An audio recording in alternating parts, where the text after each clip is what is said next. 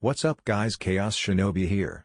This is What If Naruto is the White Fox of Prophecy. Summary: when Wave and Wind conspire to join in the last scion of the Namikaze, a Kekkei Genkai is born. Armed with the power of ice and frost, Naruto must face the trials ahead.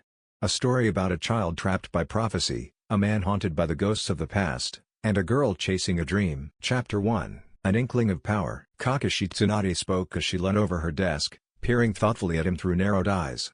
Do you realize the implications of this? Yeah, he absently rubbed the top of his head while thinking it over. I think I kinda do. It was the evening after he had commenced Uzumaki Naruto's elemental release training, and he stood before the Hokage in her office as the sunset colored the sky a burning red on the far horizon outside the panoramic window behind her. The results yielded by that day's training had been astounding, to say the very least, and unexpected. Then again, he had no idea of what to expect of the number one most surprising shinobi in Konoha by now. But as his teacher, and the sole remaining disciple of the boy's father, he felt like he had no longer any right to underestimate Naruto. You realize what this means for Konoha? Tsunade pressed, her often so fair, pale and youthfully smooth brow furrowed as she pondered what was to come of this new development. We haven't had a. Not since the Uchiha were vanquished, and their abilities with their Kekkei Genkai were tied to the Sharingan. In that way they were finite, apprehensible, and we knew their strength and weaknesses. But a true Kekkei Genkai, provided we outsmart or defeat Akatsuki, Hokage-sama. Kakashi spoke softly, slowly, but his voice was twisted into an uncharacteristic severity. This will make us the most powerful of the hidden villages. Not one but two ninjutsu-type Kekkei Genkai under our control. Iwa and Kuma won't stand for this. Along with the clan Hidanjutsu and the Byakugan, this would make us too powerful. There will be a war. Both of them knew what that meant. An imbalance of power between the shinobi villages, even the slightest leaning of the scales one way or the other, could have disastrous effects. If one hidden village was recognized as stronger than the others, then that village would get more custom and requests from throughout the nations, and so would grow wealthy and more powerful. A wealthy village could drive research projects, cloning and breeding programs, increase their fighting force and establish jutsu initiatives and scholarships, training its own shinobi to become even stronger, the result of which would mean more capital gained from the outside world as that village was requested and favored above all others. A self-perpetuation cycle of profit and ascension, each propelling the other. A cycle that would be very hard to stop. If it was known in the other nations that one of the strongest ninjutsu-type shinobi ever born in Konoha was in possession of a ninjutsu-type Kekkei Genkai, then the current careful balance of nominal peace would be thrown out of check. The other villages, threatened by the success of Konoha, would band together, strike more desperately, intending to rob Konoha of that advantage if only to preserve their own way of life. Such aggression had been the preludes to the former three shinobi world wars, and rising tension always brought about conflict. It was the way of the world they lived in. How did this happen? Tsunade pressed yet again, leaning back into her seat and throwing up her feet onto the surface of her desk. At any other time Kakashi would have desperately wanted to leer at her massive mammaries, her robed Anajian bosom, her celestial cleavage with pale and perfect flesh and skin that jiggled slightly as she moved, but now he had serious matters on him mind, not perverted thoughts. I think his tenant the Senju princess frowned at the mention of that horrid beast has affected his body on a molecular level. The way the seal trapping it works. Its chakra has seeped into his body since birth. It's poisonous, acidic, but his body has built up a tolerance to it and remade it into his own chakra. It has changed him on a physical level too. His senses are enhanced, his cheeks are whiskered, and his rapid regeneration. Are you saying that that thing, she almost snarled, has gone so far as affect the nature of his chakra? In a sense, Hokage-sama. If you don't mind me speculating. She waved him on. I think he, like Sensei, had an affinity for Futon and wind-based ninjutsu. And just like Sensei and his mother, he was particularly strong in Suten too. After all, it was his mother's affinity. But because of the chakra of the beast leaking, his own chakra has been supercharged, expanded. Thus his second nature affinity, Suten, has become just as strong as his primary. And so wind and water has gone together in him to create. He paused and bit his lower lip beneath the mask. Ice. Futon. Suten. Tsunade held up one hand and then the other before pressing her palms against each other in a unifying gesture. Hyuten, ice release. His father's name is sort of apropos for this, ni? Namikaze, wave and wind. I don't know anything about that, Kakashi said simply, a shrug accompanying his words. I've never looked into Naruto's family tree, on account of it being classified as a state secret, and Sensei Minato-sensei never discussed his family. I got the impression it was a Touchy subject. So Katsuo furrowed her brow further and put a thumb to her chin. Yamato is sterile, she said suddenly, and Kakashi flinched. So Tenzo Kohai can't have kids? He asked. Many people can't. What of it? In itself it's not unusual. Between 6 and 3% of the world's population are infertile by his age anyway, she said in a matter-of-fact tone like she was lecturing to aspiring medic nin. But Yamato is the result of an experiment. His chakra is a damn near clone of my grandfather's, though much, much weaker. Still his abilities are some of, if not the most, useful and requested in Konoha. His abilities have opened doors to us we never would have taken otherwise. And his Kekkei Genkai, though powerful in its own, is at a fraction of its true potential. He can't carry it on, so the sole remaining person in the world with Shadime's Makuten potential in their blood, she pointed a finger to herself, would be me. So if you had children, Hokage-sama. He was interrupted by a loud snort from the Sannin. As he looked to her, a slight smile spread across her cheeks. What is it? Statistics don't lie, Kakashi-kun, she said in a strangely soft and somehow wistful tone. 3 to 6% of all women between the ages of 15 to 44 are infertile. All women, and it's a numbers game. Eventually she was smiling softly, as if she had gotten used to the idea, but Kakashi knew she was bleeding inside. Eventually the numbers will come up, and there's nothing anyone can do about it. I'm sorry, he said quietly, eyes turned towards the floor in shame. Don't be, she admonished with a wave. I found out when I was 12 and never got my period. I'm almost 60 now, and I've gotten pretty used to the idea. She shook her head and waved them on, bringing them back onto topic. If the changes have been made to Naruto on a physical level, perhaps it's so thorough as to be cellular. Thus it's likely to be present in his chromosomes, and thus likely to be inherited onto his children. Yamato, as a clone, has only a decade or two left in him at the most. The natural degradation of cloned genetic material and all that. She waved when Kakashi frowned, not understanding. When that happens, Naruto, as a user of the Hyuten, will be the only shinobi in Konoha with an ninjutsu-type Kekkei Genkai. We mustn't make Shadime's mistake and allow it to peter out of existence. He must have heirs to his Kekkei Genkai. What? Kakashi didn't like his commander-in-chief's tone. What are you saying, Hokage-sama? He didn't like her tone one bit. And as she spoke, his face paled beneath his mask, his thoughts a silent prayer for absolution. Forgive me, sensei, for what I am planning to do to your son. Naruto sat frowning as he trained in Training Ground 4. Darkness had fallen long ago, and Kakashi-sensei and Yamato Taiko had gone into town to report or document or something. He hadn't really been paying attention. He didn't really understand anyway, and he had no inclination of gaining that understanding. All he wanted, all he focused on, was to get stronger so he could complete Yondame's technique and apply the power of the elements to the Rasengan. If he did that, he could defend himself against Akatsuki. If he did that, he could protect Konoha properly. If he did, then maybe he could bring Sasuke back. But try as he might at splitting leaves with nothing but his chakra, he could not get anywhere.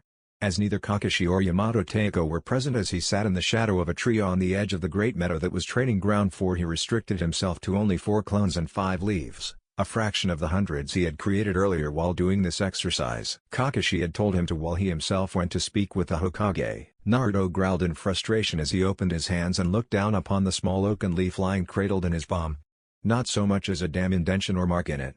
Maybe it was because his chakra was strange. Kakashi hadn't said so when he saw the paper in Naruto's hands shatter, but Naruto knew something was up when it did. The paper was only supposed to either wrinkle with Raten, crumble with Doten, burn up with Katen, get soggy with Suten, or split in twain with Fuuten.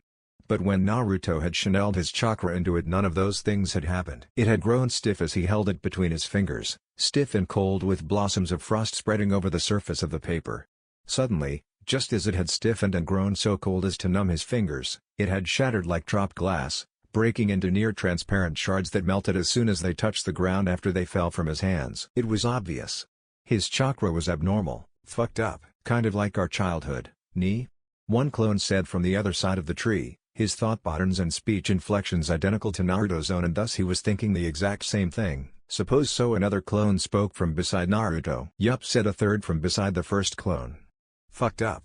As if we didn't have enough shit to deal with already. Naruto sighed hard and lowered his hands, the leaf still in them, to his lap as he let his head fall back against the rough bark of the tree.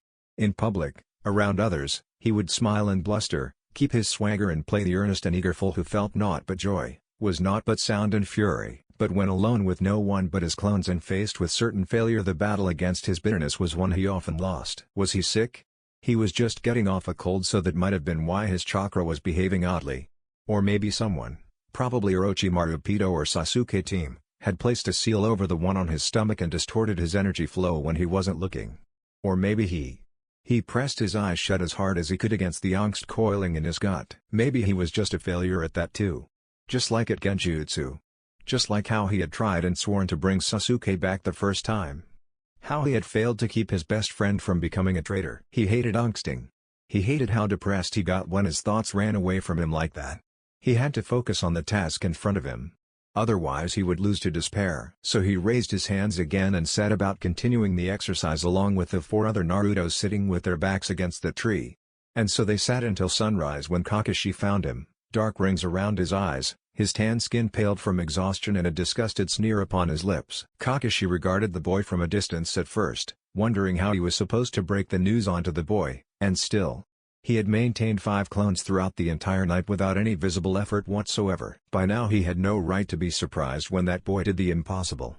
He seemed to do it all the time. Yo, Ohayu! Kakashi waved at the lad as he approached him, and Naruto looked up with a tired smile that belied his frustration while the dawn painted the sky gold and the clouds upon the eastern horizon pink like cotton candy. Ohayu, Kakashi-sensei, the kid said, his smile fading slowly as he opened his hands and showed what was inside to his teacher. Sorry, he muttered in a manner most downcast, and unlike him I failed. Naruto the Hokage genius looked upon that oaken leaf, discolored and stiff and rimmed with frost from the immense cold generated by the young man's chakra. You didn't fail. Of course I did, Naruto snapped at him. Nothing happened that was supposed to happen at Tebio. The paper didn't split or nothing like it should have, and the leaf just freezes instead of getting cut. Naruto Kakashi spoke softly, cutting his tirade short as he crouched down on the ground, taking the frozen leaf out of the boy's hands. Not all failures are just failures, you know? Sometime not succeeding at something is the best way to learn, and by not doing what's expected he held up the leaf so that the dawning sunlight glinted of the particles of frost along its edge. By making mistakes we can stumble over something more tremendous than we could have ever thought possible. Sensei, I don't understand. The boy frowned and looked away. I'm no good with books and words and lessons like that. I learn by doing things, by fighting, by doing other stuff. This experimenting. I'm not sure if I'll be any good at it. Let me explain the elemental weaknesses and strengths, Naruto Kakashi began as he moved to sit beside the boy, picking up a stick with which to draw in the soft earth with. Think of them like this. He drew them up in order as if the tips of an invisible 5-pointed star, and then made lines connecting them until they became the corners of a pentacle. Each element, water, fire, wind, lightning and earth, are organized like this. And ninjutsu using the elemental transformations have weaknesses and strengths that corresponds to their natures. Earth is weak against lightning, as thunder scorches the ground and shoots electricity through it, but strong against water, which it can dike away or lead to other places. Water is thus weak against earth, but strong against fire, as water quenches flame and puts it out. Fire is strong against wind, as wind bolsters fire. Wind is strong against lightning, as it's a natural isolator. And lightning is strong against? He drifted off and arched a lonesome eyebrow at Naruto. Earth. Naruto nodded, understanding the simple circle. So which elemental transformation affinity do I have? That will take some explaining, Naruto sighed predictably, but Kakashi pushed on regardless. Everyone can, if they train hard enough, make their chakra transform into any 4 of these 5, but most often for down level shinobi they have marginal capability of 3 or 2. I can't do Futon, wind-based chakra, to save my life, since my affinity is Raiden, lightning. So you can't use the element your affinity is weak towards? Naruto asked, and Kakashi looked at him, surprised at the lad having gotten the lesson behind his words and the implications thereof. Perhaps he was a natural ninjutsu type. Quite correct, in most cases anyway. But that's not all. See, you've noticed other kinds of ninjutsu, haven't you? Tenzo Kohai. Yamato Teiko the blonde corrected. Uses Makuten the Sharingan Master went on unperturbed. And many other shinobi uses other types of jutsu. The Nar have their shadow thing, the Akimichi have their fat thing, the Aburame have their bugs and stuff. They can do that because their chakra has unique properties, causing it to act in a certain way. This is called a Kekkei Genkai. Like Sasuke's Sharingan? Naruto interrupted. And yours? Sasuke again. It was always Sasuke, wasn't it? Sure, but think of it like this, if you aren't born with a very specific kind of affinity you cannot use these special techniques. They are an expression of your special chakra, and you will have an easier time using them. Some don't have to be trained, using their Kekkei Genkai granted abilities instinctively, while others he gave Naruto a long look under which the young man couldn't help but to squirm.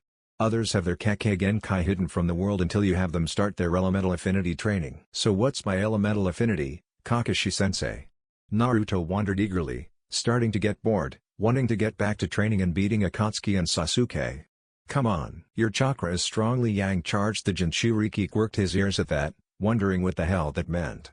And it is also, like Tenzo Kohai's chakra, a combination of two elements, which is really, really rare. You should know. Which ones? He was doubly eager now, finally receiving some definite answers. Fuuten and Suten, Kakashi said with some great finality in his words. You're the first to be born with a ninjutsu-type Kekkei Genkai and Konoha since Shadaime Hokage, Senju Hashirama. And with your immense chakra you can most likely transcend even his achievements. Be better than Shodaime? Naruto uttered in a most strangled way, like he was choking on the grandiose nature of that notion. Are you taking the piss? You fought someone who had little chakra, almost no training in his Kekkei Genkai, and still nearly managed to kill you and Sasuke. Kakashi spoke a little rougher than usual at the memory.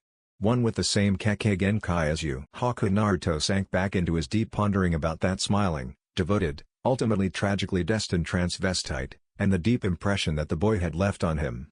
Hyuten? Yes, Hyuten, the elemental transformation of ice, Kakashi stated with a nod.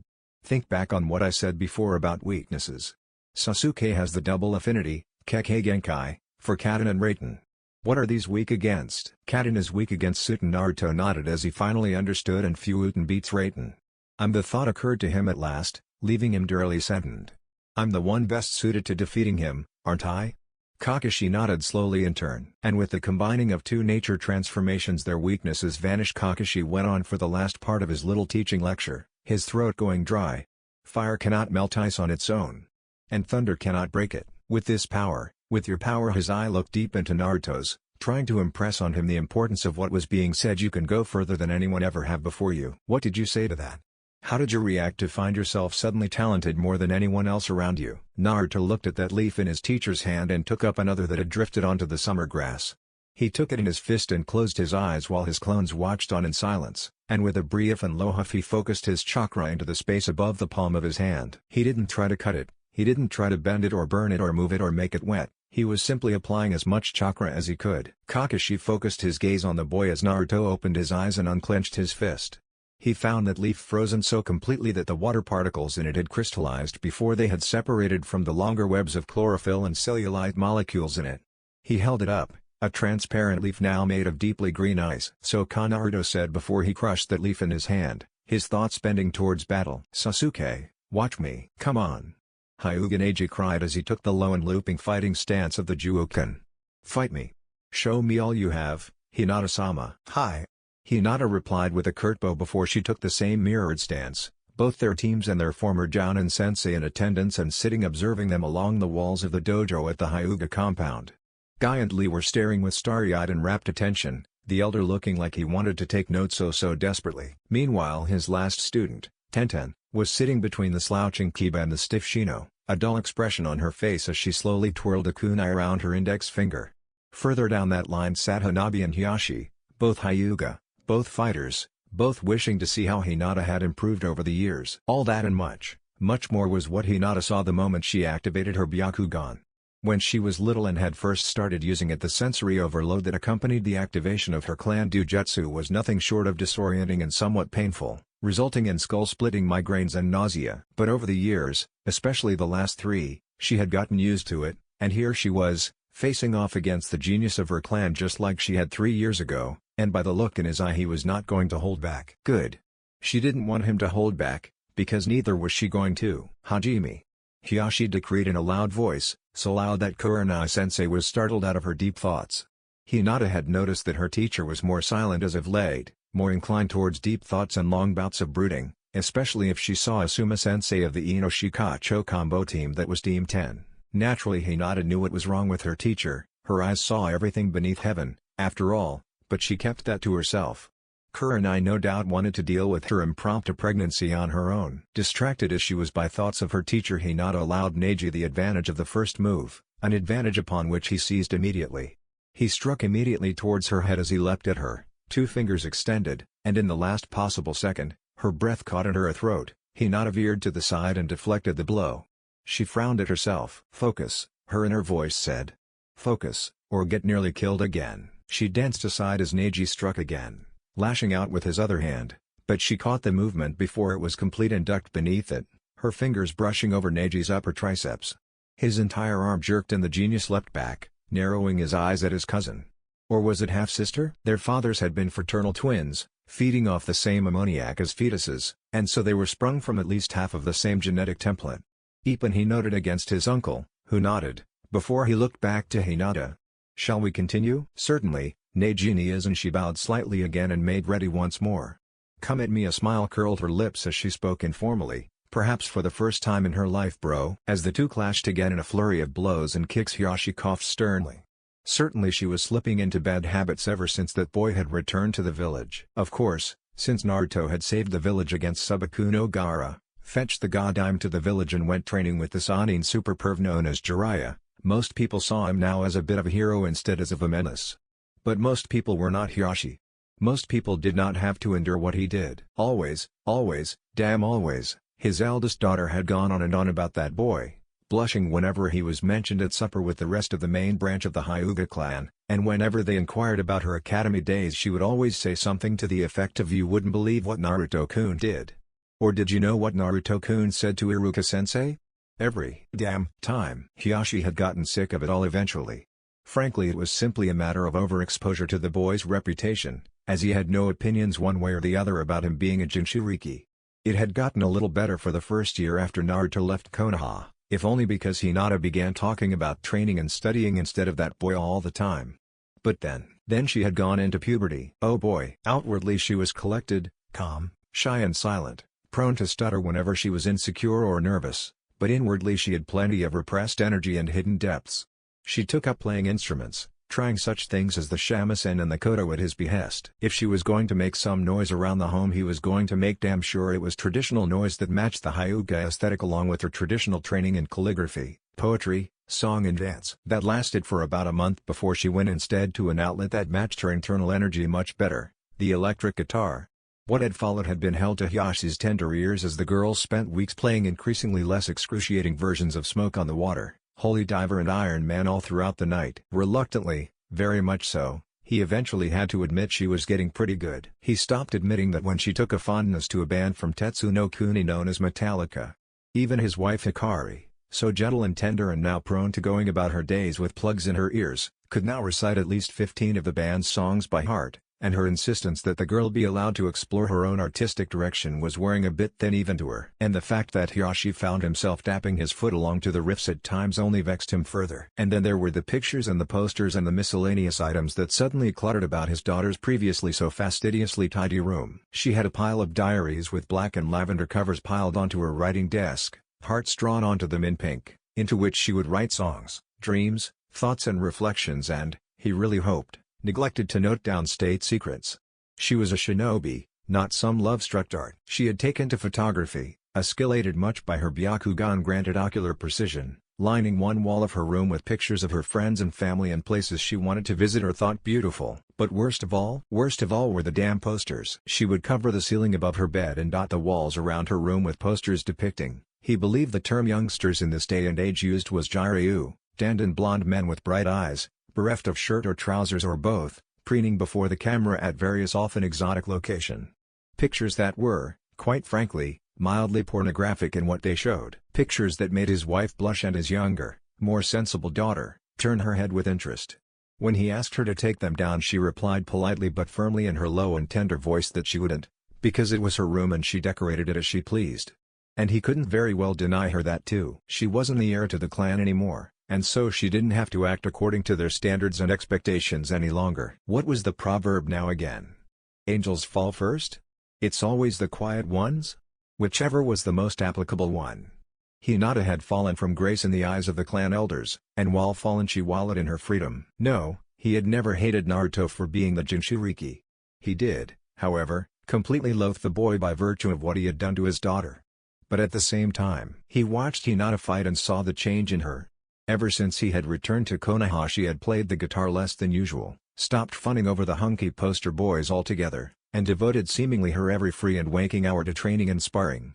Neji, who had often supervised or helped in her training, had called to this public spar. Though only their teams and Hinata's immediate Hyuga family was watching, except for her mother who could not stand the sight of blood or her child getting injured, this was her time to shine.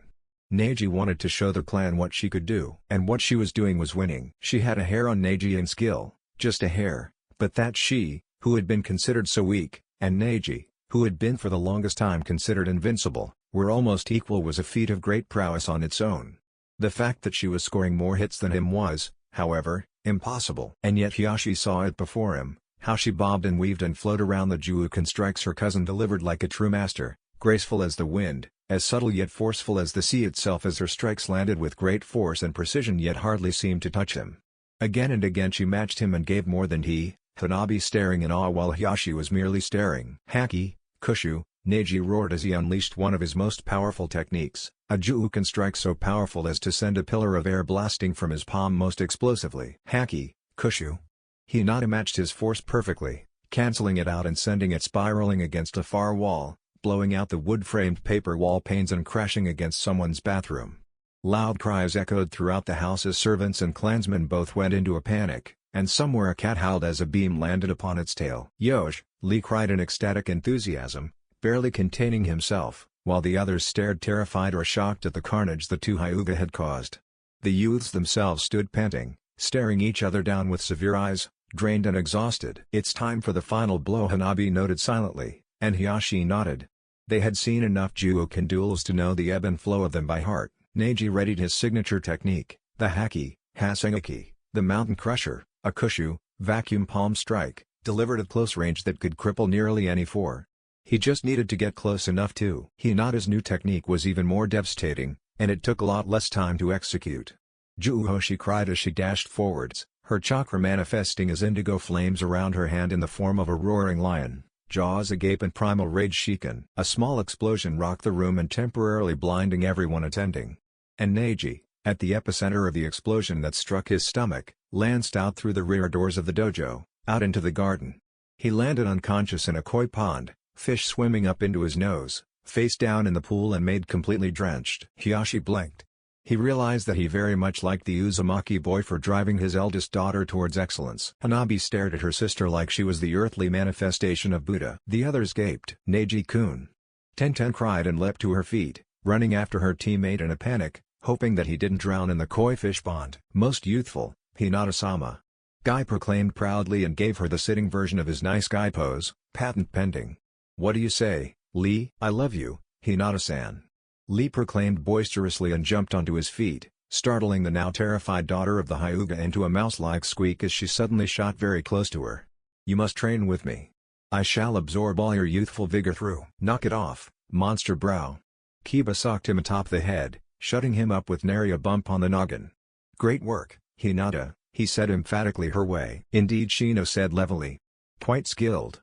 Coming from Shino, that might as well have been a solemn vow from him to name his firstborn after her, for he rarely, if ever, praised. "Great work." Hinata Kurenai smiled warmly at her and laid a hand upon her shoulder. "How about we go to dinner tonight?" Yakiniku, with she knew Hinata had quite the sweat-tooth sensei for dessert. She perked up like a groundhog and smiled as radiantly as the sun at the mention of the sweat-red bean pudding she liked so much. "Yosh!" Kiba proclaimed while Akamaru barked in agreement from the Hyuga kennels, terrifying the household pets of the clan. Kiba never turned down meat, especially yakinku, and even preferred it raw to the disgust of most people. "Most agreeable," Shino nodded. He, as the superego to Hinata's ego and Kiba's it, never seemed to care one way or the other about food as long as his bugs got a share. Sustenance he saw as something necessary, and found little pleasure in eating. "Hinata, wait," Hiashi asked of her, to which Kurenai turned to look at him. "What?" "I'm taking my student out on the town." And since she's only the second favorite daughter, both Hiashi and Hanabi flinched as if struck while Hinata grimaced uncertainly. "I think she does what she pleases. Isn't that right, Hinata-chan?" "Yes, sure." Kurenai-sensei. Hinata nodded and accompanied the rest of her team out of the dojo, leaving her family ashamed and Team Guy desperately and or joyously fawning over the downed Neji. She said as they went towards the great doors of the Hyuga compound. "IP probably shouldn't have." Neji team only got himself to blame, Kiba gruffed. He was a simple boy, seeing the world in black and white, much like certain blonde shinobi whose name could be mentioned. There was Pac, And there was not Pack, and Neji most certainly was of the latter category, and had been ever since he damn near killed Hinata in the events of their first Chunin exam. It's said that the Inuzu can never forget the smell of one that has wronged them. And so do they. Punting you down the hierarchy like that. It's bull. Kiba, language Kurenai reminded softly as they exited the doors of the main compound, Kiba summoning Akamaru to his side with a whistle. Distant crashes, terrified shouts and the thundering of paws belonging to a 400-pound beast of a dog subsequently echoed throughout the compound. Very well done, my dear, she smiled at the girl that was something of a daughter to her. I think that in the entire village, only Guy can beat you in taijutsu now. Yeah, Kiba grinned and winked at Hinata. Wait until you show the technique to a certain someone. Someone? Hinata wondered in her customarily low voice, that special kind of blush creeping into her cheeks. Was he talking about the blonde one? Kurenai supplied with a further grin. The troublesome one, Shino added in a most Shikamaru-esque way. The one that always smells like foxes and ramen, Kiba finished, his grin going lecherous. Now, what's Kiba's 40-second rule of seduction? Always have a CC condom ready? Hinata stammered out, blushing beet red. Ever since Kiba and Shino had found out about her infatuation for the blonde knucklehead, the two had taken great strides to push them together by making her work up the courage to confess to him. Shino had given some advice about the mating habits of bugs, and after he made everyone vomit up the contents of their stomachs, Kurenai had forbidden him from ever helping again. Kiba, on the other hand, was more enthusiastic but nevertheless weird, if only in another way. No, that's rule number 2. He shook his head as Akamaru bounded to their side, panting happily with his tongue lolling out of his mouth, most of a door frame handing off his shoulders along with screws and plaster from where he had dragged it out. Rule 42, strength is sexy. He'll be incredibly turned on once he finds out you can kick his ass. Where are you getting this from? Kurenai furrowed her brow at her wolf and student as they exited the gates of the compound and made their way towards Konoha proper. As they went, the discussion went on around Hinata, she herself not paying it much heed despite it being nominally about her. She had started thinking about a new technique of her own, something she could do to advance the Juukan arts, when she heard about Naruto-kun being promised elemental transformation training by Kakashi-sensei. He was the force driving her, the goal to which she worked, her inspiration in her music and her training and her nindo. He was the sun, joy and hope and determination, an endless font of strength to her.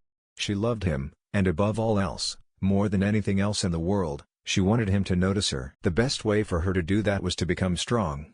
The thing she wanted most was for him to see her. Naruto, she prayed internally. Watch me. Of course, like most of the village, she had no idea of Naruto's newfound power, or how it was going to shape the events to come. Suffice to say that life was going to become very different. Chapter 2, The Burden of Teachers. Asuma-sensei.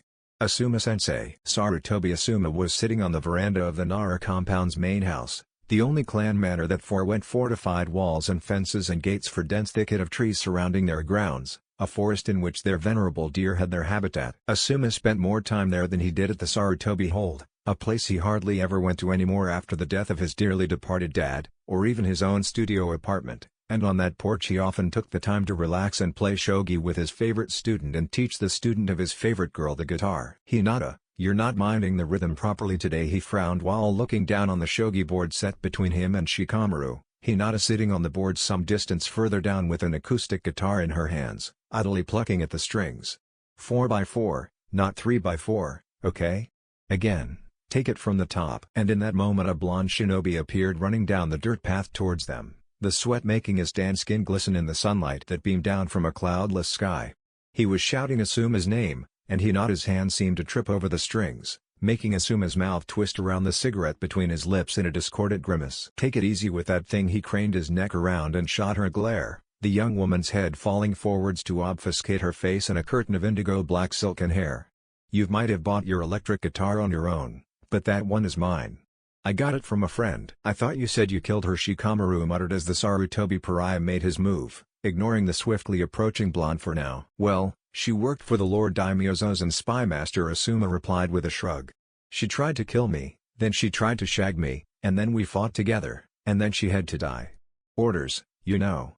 Didn't like it, but I sure did it. A troublesome chain of events, the Nara commented and moved his lancer piece to capture one of Asuma's pawns. What brought it about? Politics, his teacher replied in the same tone one would speak of tapeworms. The corridors of power are walled with compromise and floored with poison daggers was something Maida would say. Clever old Todger, him. Hope he watches over us now. Asuma-sensei.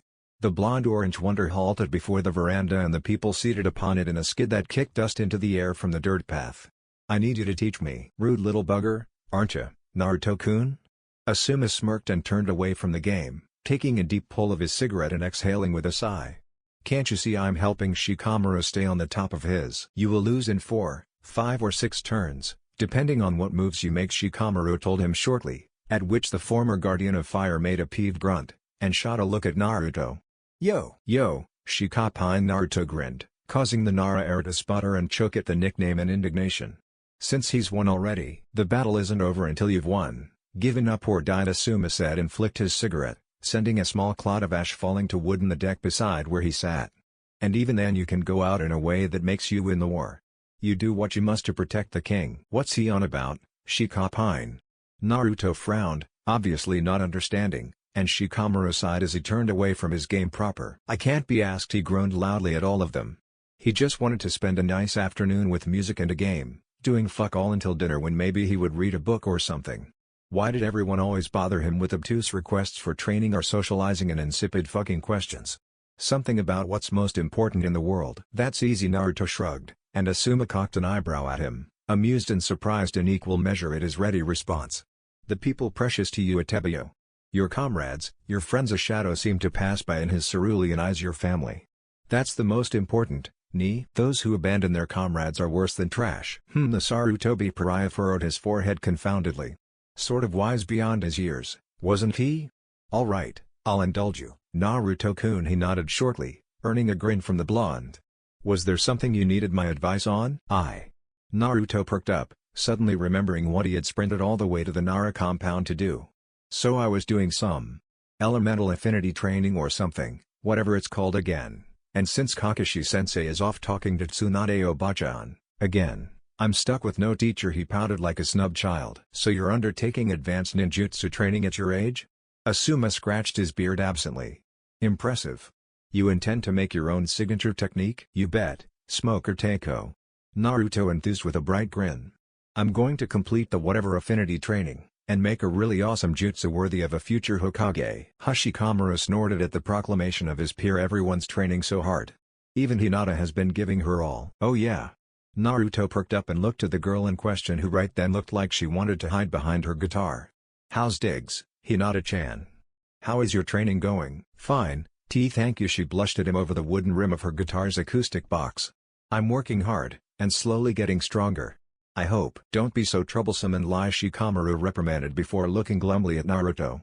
"She beat Neji, yesterday. Apparently she pulled some super juken strike out of her arse and pounded his soggy self into a lake." "It was a pond, Shikamaru-kun," she corrected in her tiny voice, "and it's not done yet. I can only make 1 lion, not 2 right now. I need to train up my chakra reserve first." "Awesome, Hinata-chan." Naruto interrupted while Shikamaru wondered what on earth she was going on about before he decided that he really didn't care. "I knew you had it in you. You're way more awesome than that gloomy spot." Wait! Naruto suddenly noticed the big hunk of wood that was a musical instrument which Hinata was curling her body around. "I didn't know you played. Are you any good?" I think so." She blushed shyly, which was her standard modus operandi when around the lad she fancied. "Of course she bloody well," as Asuma snorted from a side. "She's gotten me to teach her, right? She's more than good, she's fantastic." "Right on, Hinata." Naruto did an uncanny likeness of guy's nice guy pose at her, and she felt herself swoon, which in itself was odd. Asuma silently shook his head in disapproval from a side as he looked at the young two. Would they just shag already and get it out of their system? Life is short, and dancing ineffectual circles around the one you love out of embarrassment is just a waste of precious time. Awesome at fighting and awesome at music, too. We should totally spar sometime at Tebio. Hinata? Oi, Hinata? But it was no use, for the girl had blushed bright red and fallen back onto the wooden deck, unconscious and prone. She had fainted. Again. Why does she keep doing that when I'm around her? Naruto wondered and scratched his head, and Asuma had the sudden urge to knock some sense into him using gleefully excessive force. "Anyway, Asuma-sensei," Naruto turned to the Sarutobi pariah, shrugging as he did. "How does Fuuten feel to use?" What an odd question, Asuma thought. "Why do you ask?" "Well, I've sort of got a condition that makes it hard for people to tell what my nature affinity is." Naruto hated lying, but after Kakashi had told him about his Keke Genkai yesterday morning before he had been sworn to secrecy, Kakashi-sensei had told him that he shouldn't tell anyone in Konoha about his ability to use the Hyoton until the time was right. Whatever that meant, but he still needed help, and as Kakashi wasn't present he had to go elsewhere. So he asked around if anyone knew a few Uten user in Konoha. He figured if he knew how few Uten and Suten was supposed to feel like on their own, and how to control them then maybe he could find out how to properly use his own Hyoton. It was a mixture of the two, so that made sense to him. Still, he hated lying, especially to the people he knew. So I'm kind of going around, seeing if anyone can tell me what the elements is supposed to feel like when you use them. Maybe then I'll figure out what my nature release affinity is. And since you are the only one around these parts that has a few Uten affinity. I see Asuma did think that was just a bit suspicious, but Naruto never lied and was always earnest to a fault. He might as well help the boy, despite his reservations. You want to feel how wind chakra is supposed to move, and how to make it do what you want, right? Yeah, that's it. Naruto nodded eagerly as Hinata was slowly picking herself up from her drowsy state and regaining consciousness. So what is it? You can't force the wind with a straight pull or push, like you can with Doton or Katon, or lead it along yourself like you can with Raiten. You've got to move it in circles, otherwise it just rages on where it wants to go. And when you make it move you've got to split it in halves and make them roll against each other until you make a sort of edge. You can then use it to cut stuff, which is quite useful, as it turns out. If you don't understand then you're probably not a Fuuten type. I get it. Naruto nodded with a grin, inwardly understanding completely. His own chakra moved a bit like that, come to think of it. Do you know anyone around who has a Suten affinity? Suten? There's always Guy, but he's as far as you can get from an ninjutsu type and still be a shinobi. Or Kurenai. Asuma caught himself thinking about her supple skin and her lovely curves before he forced the dirty thoughts out of his mind. But she's a genjutsu specialist, so she might not be the right one to ask. Try Naruto-kun. A sudden blur appeared a ways down the road, and Asuma sensed a healthy chakra, feeling almost like it was rustling like the leaves of trees over a softly babbling brook, smelling like fresh earth. Yamato-chan. Asuma grinned and turned around to see the man once known as Tenzo stand there with 3 men in tow, all of them wearing Anbu masks. Seeing the sort of stuck-up Makuten user was always a bright point in Asuma's daily life, as teasing him, prodding him and otherwise annoying him was a true pleasure. Yamato took it all in good faith. Most of the time. Sometimes he got this look of icy murder in his eyes, and then you backed the hell off if you wanted to retain your sanity. Otherwise, swell guy, if a little bad at parties. But then again, so was Kakashi. Guy on the other hand was always the life of any festivity he went to, and Kurenai. Asuma stifled a perverted chuckle before he looked closer at Yamato, and at once his easy and ready feelings were morphed into concern. Tenzo did not look happy, not in the least, seeming like he actually wanted to be somewhere else or do anything else than what he was currently doing, and though Asuma got nothing from the 3 men following him he knew that masked Anbu was never a good sign. Yo, Yamato-chan. Asuma unconsciously reached for his trench knives. What's going on? Please do not a female honorific to my name, Sarutobi-san. Yamato requested absently before he looked to Naruto once more. The Hokage needs you to undergo a physical exam, Naruto-kun, related to an incident during your last mission. We're here to escort you to it. Right. Naruto nodded hesitantly and made to go along while the 3 he left behind gave each other long looks in confusion. Well, thanks for the help, Asuma-sensei. He turned to wave at them, suddenly seeming as happy as always. Keep it up, Hinata. He looked at the shy Hyuga, who gave him a blush and a tentative smile. And don't forget, you and me got to spar sometime. Sure, Naruto-kun. She waved at his back as he went along with Yamato and the other 3 mysterious folk in masks. He just wanted to spar, right? It wasn't like a date or anything. At the very thought she had to stop herself from breathing quickly. Then again, it might be a bit like a date, right? Maybe she should dress up for the occasion, put on her best gi, and make sure she didn't do anything to make him dislike her. And maybe they could go to diner afterwards. And as Hinata struggled not to faint again, the other 2 shinobi on the terrace had other things on their mind. Something is off around him lately, Shikamaru noted disinterestedly, and Asuma nodded in turn. The boy was behaving oddly. Well, more oddly than usual for Naruto. And there seemed to be an air of apprehension about Kakashi and Yamato when they were around him or spoke of him, as if they was fearing that he was about to snap. If it had anything to do with the Kyuubi then that might have explained it, but neither of the 2 had seemed to pay any heed to the beast before, so why would they have started now? Yamato Teiko, Naruto could be heard saying as he left with his escort. What does using Suten feel like? Tsunade Dono. Naruto was too important to Kakashi for him to let her go through with this plan. Please. I beg of you. He was doing something he had never done before, kneeling on the floor in front of her with his forehead pressed to the cold and merciless alabaster white floor tiles of the hospital, prostrating himself before his mistress like he had never done to anyone else. Do you think I revel in this vileness, Kakashi?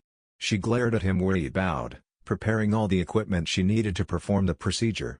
A special chamber beneath the Hokage Tower by the academy had housed a secret tunnel that led them to this place, a small underground facility far beneath the Hokage mountain once built and maintained by one of the vilest men the world had ever seen. And here she was, continuing that man's despicable work. Tsunade wanted to retch at the mere thought of acting so much like her former teammate turned traitor, but she had to do this for the village, if nothing else. So she would rip the heart from her breast to keep this damned place safe. She had never wanted to become Hokage, never wanted this responsibility. This isn't easy, you should know, she informed him slowly, avoiding the mirror image of herself reflected in the blade of a scalpel upon a plastic sheet next to many other surgical instruments. The last thing she wanted was to lay eyes on a face she now despised. I do not want to do this. Then why?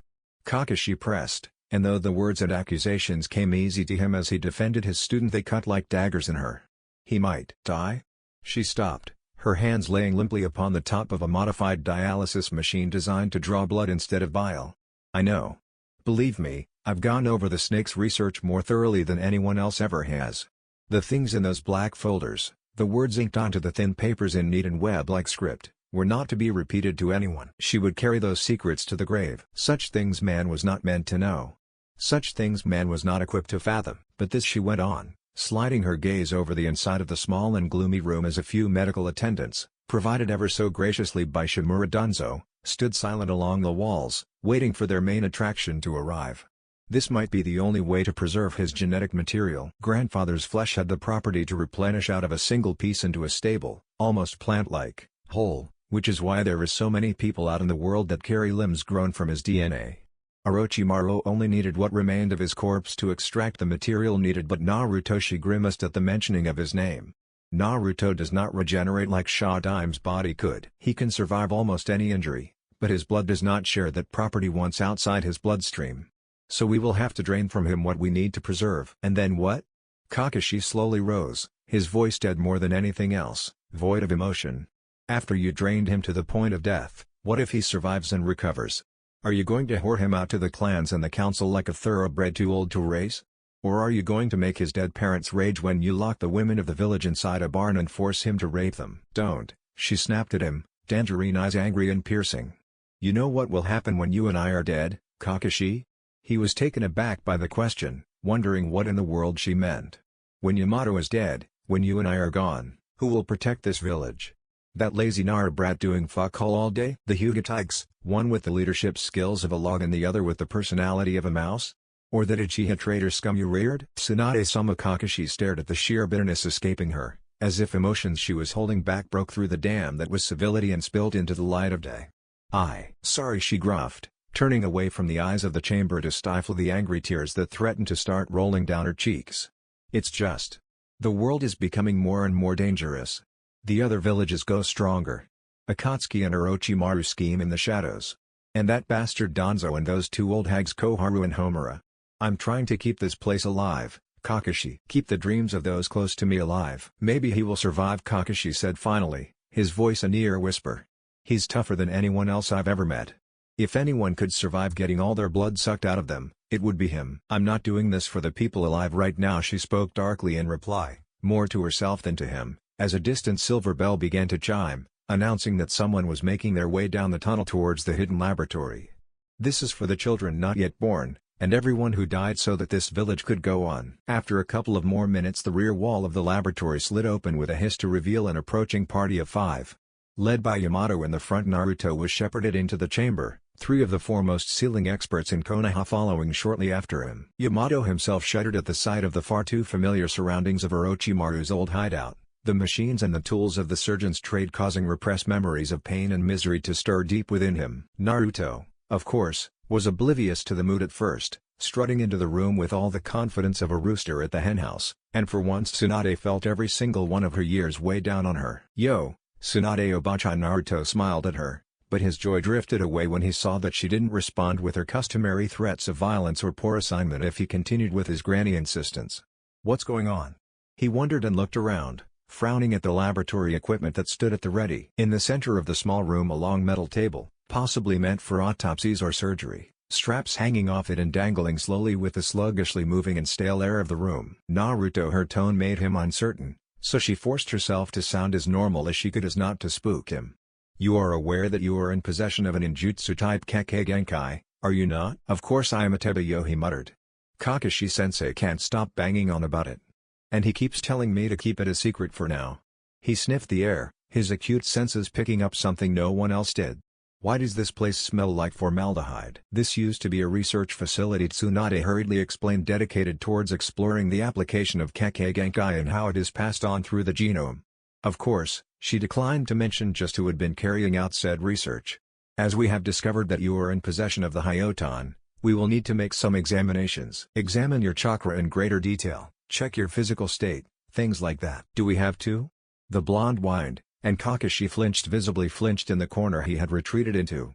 You know how I hate hospitals, Obachan. We really should do this, she pressed, adopting an annoyed scowl, but I won't force you, if you feel like that. But if we did examine your chakra we might know how to help you realize your potential. Help me bring Sasuke back? Naruto cocked his head aside thoughtfully, giving the syringes upon one of the stands on the tables a suspicious eye. Alright, he was hesitant, uncertain, but he went along anyway.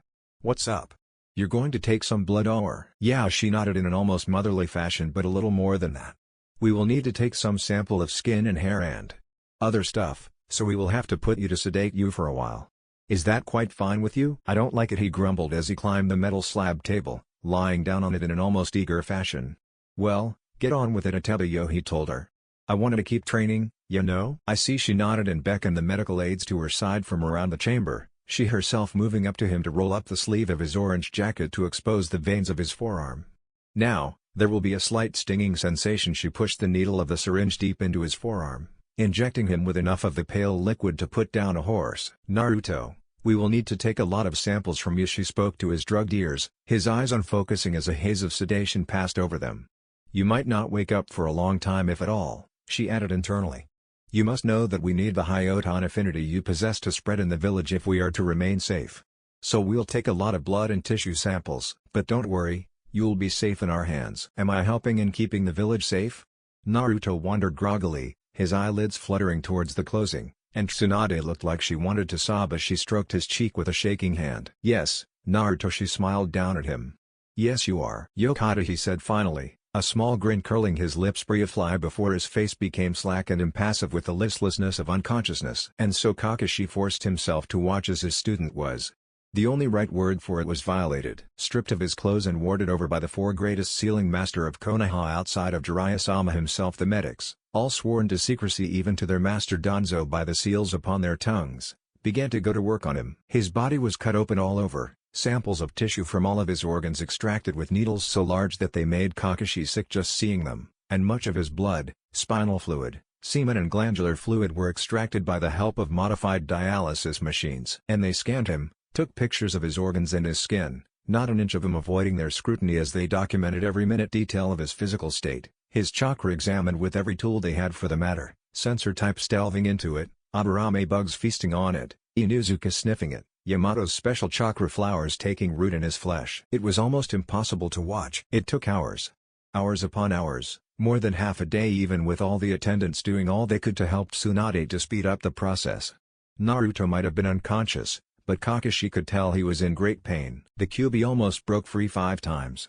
And Naruto's heart stopped beating twice. In the end, Kakashi, after many grueling hours spent at the boy's side, watching ceaselessly, making sure that the boy was resuscitated every time he went too close to death for comfort, had enough. To his shame he left the room, sinking to the dusty floor of the tunnel beyond with his head in his hands. He had never helped the boy growing up. It had been better that way. When it came to keeping people alive, Kakashi had a less than perfect record. He had kept his distance, watching the boy from afar as he suffered. He had wanted to help him, wanted to reach out and soothe his hidden nightly tears, but he didn't. Naruto needed to grow strong, needed to grow up strong. Tough love bred tough warriors, didn't it? And he thought it had given results. At least he fucking hoped so, otherwise all that pain and loneliness would have been for nothing. He thought about what Sensei would have said if he knew this was happening, if he knew what his son was being put through. Would he have understood? Would he have raged? He had been Hokage, but would he have been able to put the life of his son above the welfare of the village? Kakashi might never have admitted it to anyone, but he had always been living in the shadow of his master. Sensei was a genius, a prodigy since birth, but had never let his power make him arrogant or vain and always remained the perfect idea of civility and kindness towards all. A model student, a hero in the making. And then eventually a hero. He had died in the prime of his power in a selfless act that saved the lives of thousands, and left behind a legacy that towered over the village like his likeness carved into the Hokage mountain. One did not live up to such a legacy. One could not, but Kakashi had tried, but his life had been marred by failure seemingly at every turn. He had lost his closest friends under his own watch, first Obito, the boy he had secretly admired for his strength, and then Rin, the girl he had grown to love. And as he dedicated himself to his career to dull the pain of sorrow, he never got a family, never let anyone get close. He had always cowled his face ever since the death of his father, and even before that he had always worn it up in public. As Anbu he had been efficient, ruthless, hard-working and dedicated to his men, but had never grown to fame because of his own actions. They praised him for his Sharingan and his skill with ninjutsu, but beyond those skills what was he? He sure as hell wasn't a good teacher, that was for certain. His cute little genin had only learned to hate each other under his tutelage. One had become a traitor. One had almost died to stop him. Only the last was becoming great, and that was of no fault of his own. All three of them gained their skills and their prowess at the hands of other teachers, Jiraiya, Tsunade, Orochimaru. All he had taught them was how to work together. And in that he hadn't succeeded in the least, at least in his mind. Sakura wasn't even his student anymore. She had much better teacher now and never asked for his help in training. Perhaps she had caught on to how much of a failure he was as a teacher. He could almost hear the voices of the dead taunting him. Friend Slayer Kakashi. The keeper of the stolen eye. A lesser man standing in the shadow of a shinobi god. Kakashi-senpai? A voice jerked him out of his thoughts, and he looked up as he sensed Yamato's presence, and found himself looking up into the eyes of one of his oldest comrades. Tenzo, he replied. How's? He's alive, came the reply. And a feeling of relief washed over Kakashi so strongly that he almost felt like his muscles would melt. Barely, but he's alive. And the procedure's complete. Hokage-sama is compiling the results as we speak. If Kakashi had been a praying man he would have thanked the ancestors for this small mercy, but he wasn't, so he merely nodded and sprung to his feet, re-entering the chamber to see his student lying prone upon the metal slab, pale despite his tan and unmoving. One again clothed in his orange jumpsuit. The aides were huddled around papers and machines, washing instruments of cutting and dissection while Tsunade herself pulled off her now bloodstained plastic gloves with loud rubbery slapping noises, looking more tired than Kakashi had ever seen her before. He's going to make a full recovery, she said simply as Kakashi stormed into the room with a look towards the young man on the slab. We've learned much today, and we've enough material for further study or reproduction, should we need it. You can take him home. Wouldn't a hospital be? Kakashi protested. Naruto looked so small, so frail, so very much different from his larger-than-life presence when awake. No. He needs familiar surroundings, and the company of friends, she replied curtly. Get him home, Kakashi. She turned her back on him, and hesitantly he moved to pick him up, grimacing at how light he felt. He was probably just imagining it, but it was like they had sucked out everything inside him until nothing but a hollow shell. And Kakashi. Tsunade interrupted that disturbing train of thought. Don't say anything about this to Shisyun, will you? She sees him as a little brother, and she can't make the hard choices. Wakata, Tsunade-sama. Kakashi nodded sharply and took the last disciple he had left out of that horrid place. He took him home, carrying him swiftly through sunlit streets, and finally put him in his bed, tucking him in under heavy blankets and removing his outer clothing. Already the cuts and incisions from the procedure were healing, scabbing over and scarring and soon to disappear completely. But his sleep was quiet, still, his breathing even and a peaceful look on his face. It was very much unlike Naruto's usual wild thrashing, sleep-talking, drooling and snoring, and so Kakashi still worried. He resolved to stay by his side until Naruto woke up to make sure he was safe, so he pulled up a chair next to his bed and sat down to read a little in the newest Icha. Still, focusing on the words upon the pages was harder than it should have been, and he found himself pondering. Tsunade was a good woman. She was a great leader, despite having had the role of Hokage thrust upon her and despite having difficulties in shouldering the burden of command. And she had shown to him that she put the village above her own feelings and convictions, even if it hurt her. She was ashamed, too, Kakashi could tell. She didn't want her closest confidant and conscience to know about the examination she had done. She wasn't like Danzo despite what she had done to Naruto. Danzo wouldn't have held the slightest hesitation about doing what needs to be done, and definitely wouldn't have felt the slightest bit bad or ashamed after doing so. Still, it was difficult in not feeling a bit angry at her as he watched Naruto lay sleeping, unmoving, pale and wan despite the fire that burned within him. He looked so frail, Kakashi couldn't help but think, like that child he had never been allowed to really be. All the mistakes Kakashi had made, of all the failures he had suffered, he would not let Naruto be one of them. That boy had the potential to live up to his father's legacy, the potential to even surpass it. He would not fail with Naruto. Whenever he needed training, whenever he needed help, he would be by the lad's side. He would not fail with him.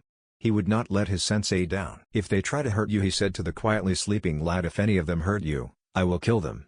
You're the only thing in the world we have any right to be proud of, and I'd rather die than let them destroy you." Naruto woke when the day had turned into evening, as intrepid and jovial as always, his growling stomach demanding food. Kakashi subsequently took the two of them to Ramen Ichiraku and happily scammed the lad out of a free meal, just like he usually did.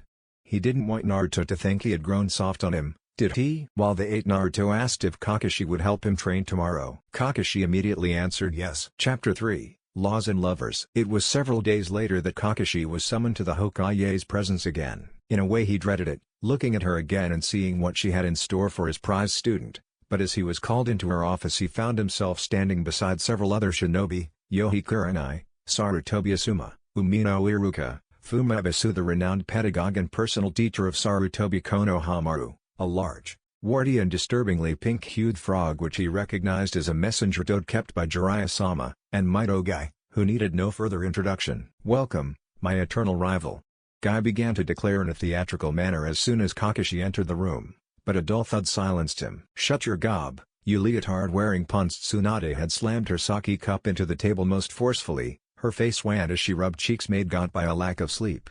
"I've neither the will or the patience to endure your posturing right now." Kakashi, her eyes flashed dangerously upwards. "You're late." "Please excuse me, everyone." Kakashi apologized a little sheepishly. "I got lost on the road to enlightenment and could not find my way back until the Mita Buddha showed me." "That goes for you too." Hatake, she growled and gave a meaningful look towards Guy before she straightened in her seat. "Shizune, get your scrawny arse in here." "Of course, Tsunade-sama." The younger woman hurried into the room, the last one to enter, and locked the office doors behind her before activating a sort of noise-canceling jutsu based on sound manipulation meant to dissuade those who would try to listen in. Kurenai frowned at that, as did Kakashi and Iruka, while Guy took it all in stride and Asuma personally didn't give a shit. "We have engaged privacy mode," she confirmed to her master. "You don't have to sound like a robot, honey." Tsunade rubbed her eyes while her aide and longtime student blushed at the familiar term of address, causing Ebisu to give an awkward cough. "All of you no doubt wonder why I have called you here. You are from nearly every social strata of this village, but despite that you share a common denominator. Your apprentices or personal relationships bind you closely to Uzumaki Naruto." "What has he done now?" Tsunade don't know. Ebisu absently polished his glasses. "Did he pour Tabasco into your sink again, Hokage-chan?" Asuma wondered, and at the familiar honorific Kurenai shot him a hard look. "He's not in trouble." Tsunade shook her head in the denial. "At least, not yet. Kakashi-san, if you would stand beside me?" She pointed to the floor beside her seat and spoke in a tone that definitely did not imply a request of any sort, and the wide-haired Cyclops complied shortly without complaint. "Everything said from this point onwards is classified as an S-class secret, and is effectively classified. Revelation of this information to anyone without my express consent will result in severe disciplinary action, up to and including execution by decapitation." Even Guy had nothing to say at that. Even though he really wanted to profess his undying loyalty and dedication to the sanctity of their village in the most poetic of terms, he sensed that the mood was not appropriate for such a thing. Tenten and Neji had struggled to teach him about social courtesy, and he was actually learning a little. "First you must know the background information regarding this information," Tsunade began.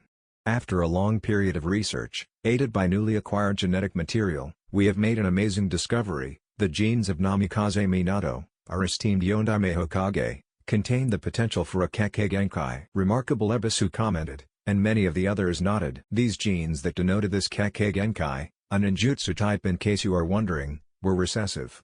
It appears to have entered his family at some time in the distant past, more than 100 years ago, and has not been present in any documented member of his family to date. That we know of as of yet. I have 5 of my best archivists scouring our shinobi clan census as we speak, but they have found little trace of the Namikaze lineage.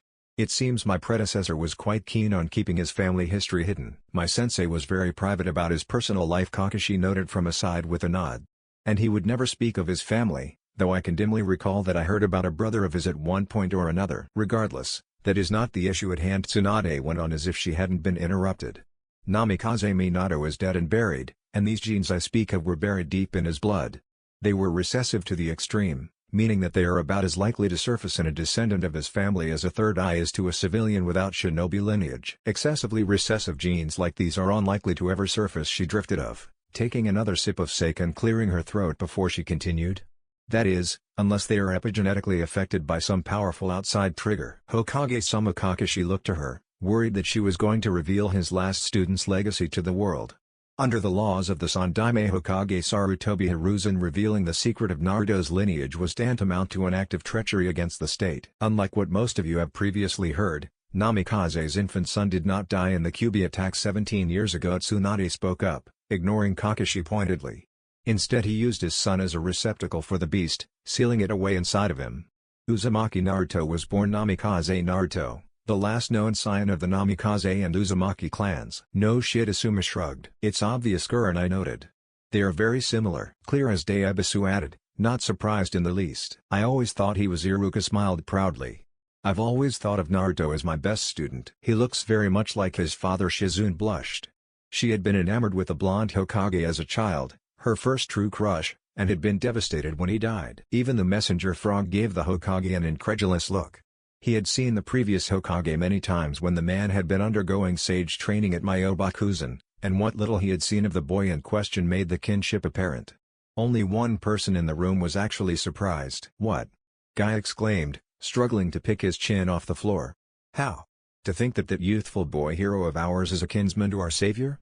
What a twist of the cruelest of fates. Kakashi put his palm to his face with a grunt, internally cursing over the green beast's obliviousness.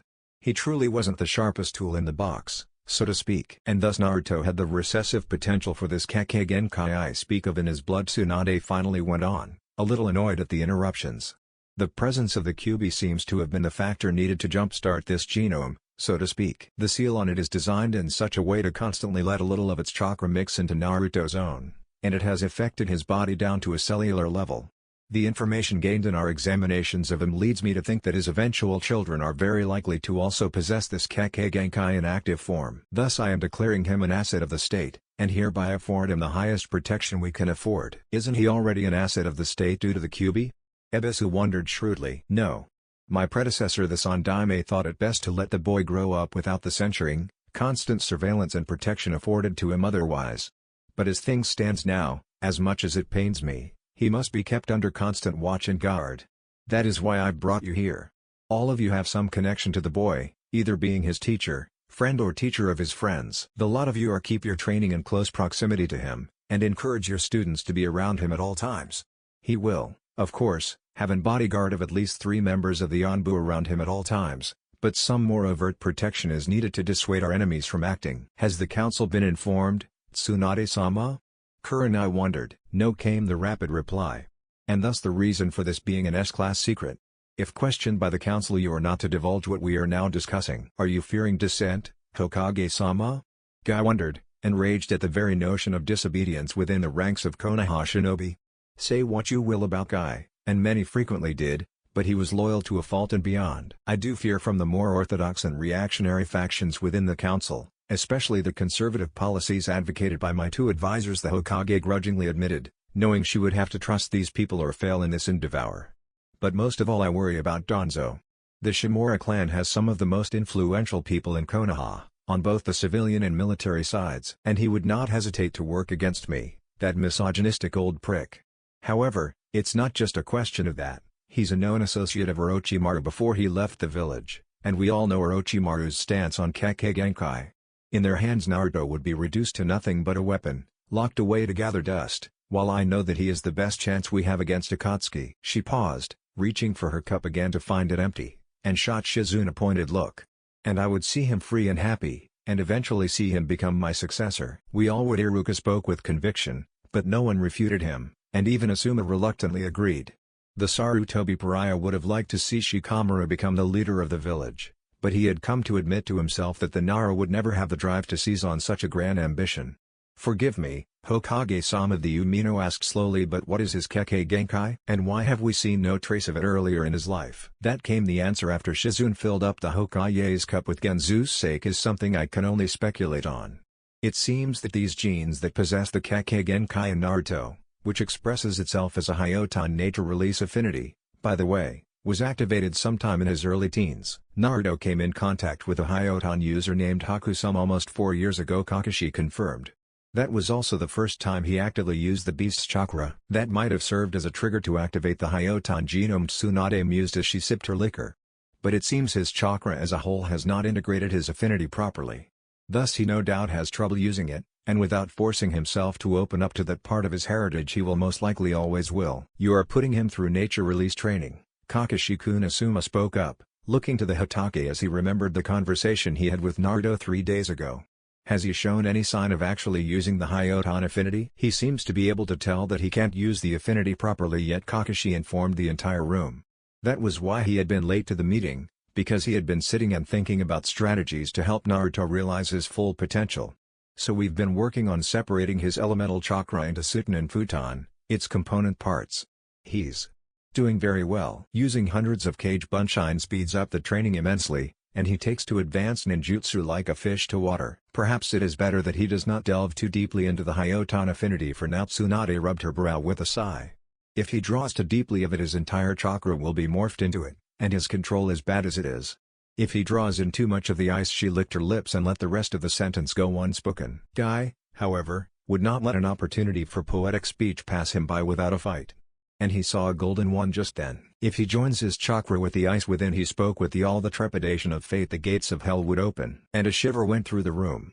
He had no idea how right he was. Hinata was happily looking for her sensei and team leader Kurenai at the Hokage Tower when she stumbled onto something she should not have known. The meeting the Hokage had kept with the team leaders and Naruto's former teachers, as well as a messenger frog who would relay all the information to Jiraiya-sama the super pervert, had just ended, and most of them went their separate ways down the corridors of the Hokage Tower. Most of them, except for Kurenai and Sarutobi Asuma. Hinata had been directed to the tower by a couple of helpful villagers and guards who had seen Kurenai pass by there, for though they had no missions that day she wanted to have a word with the older woman regarding training and increasing her chakra reserves.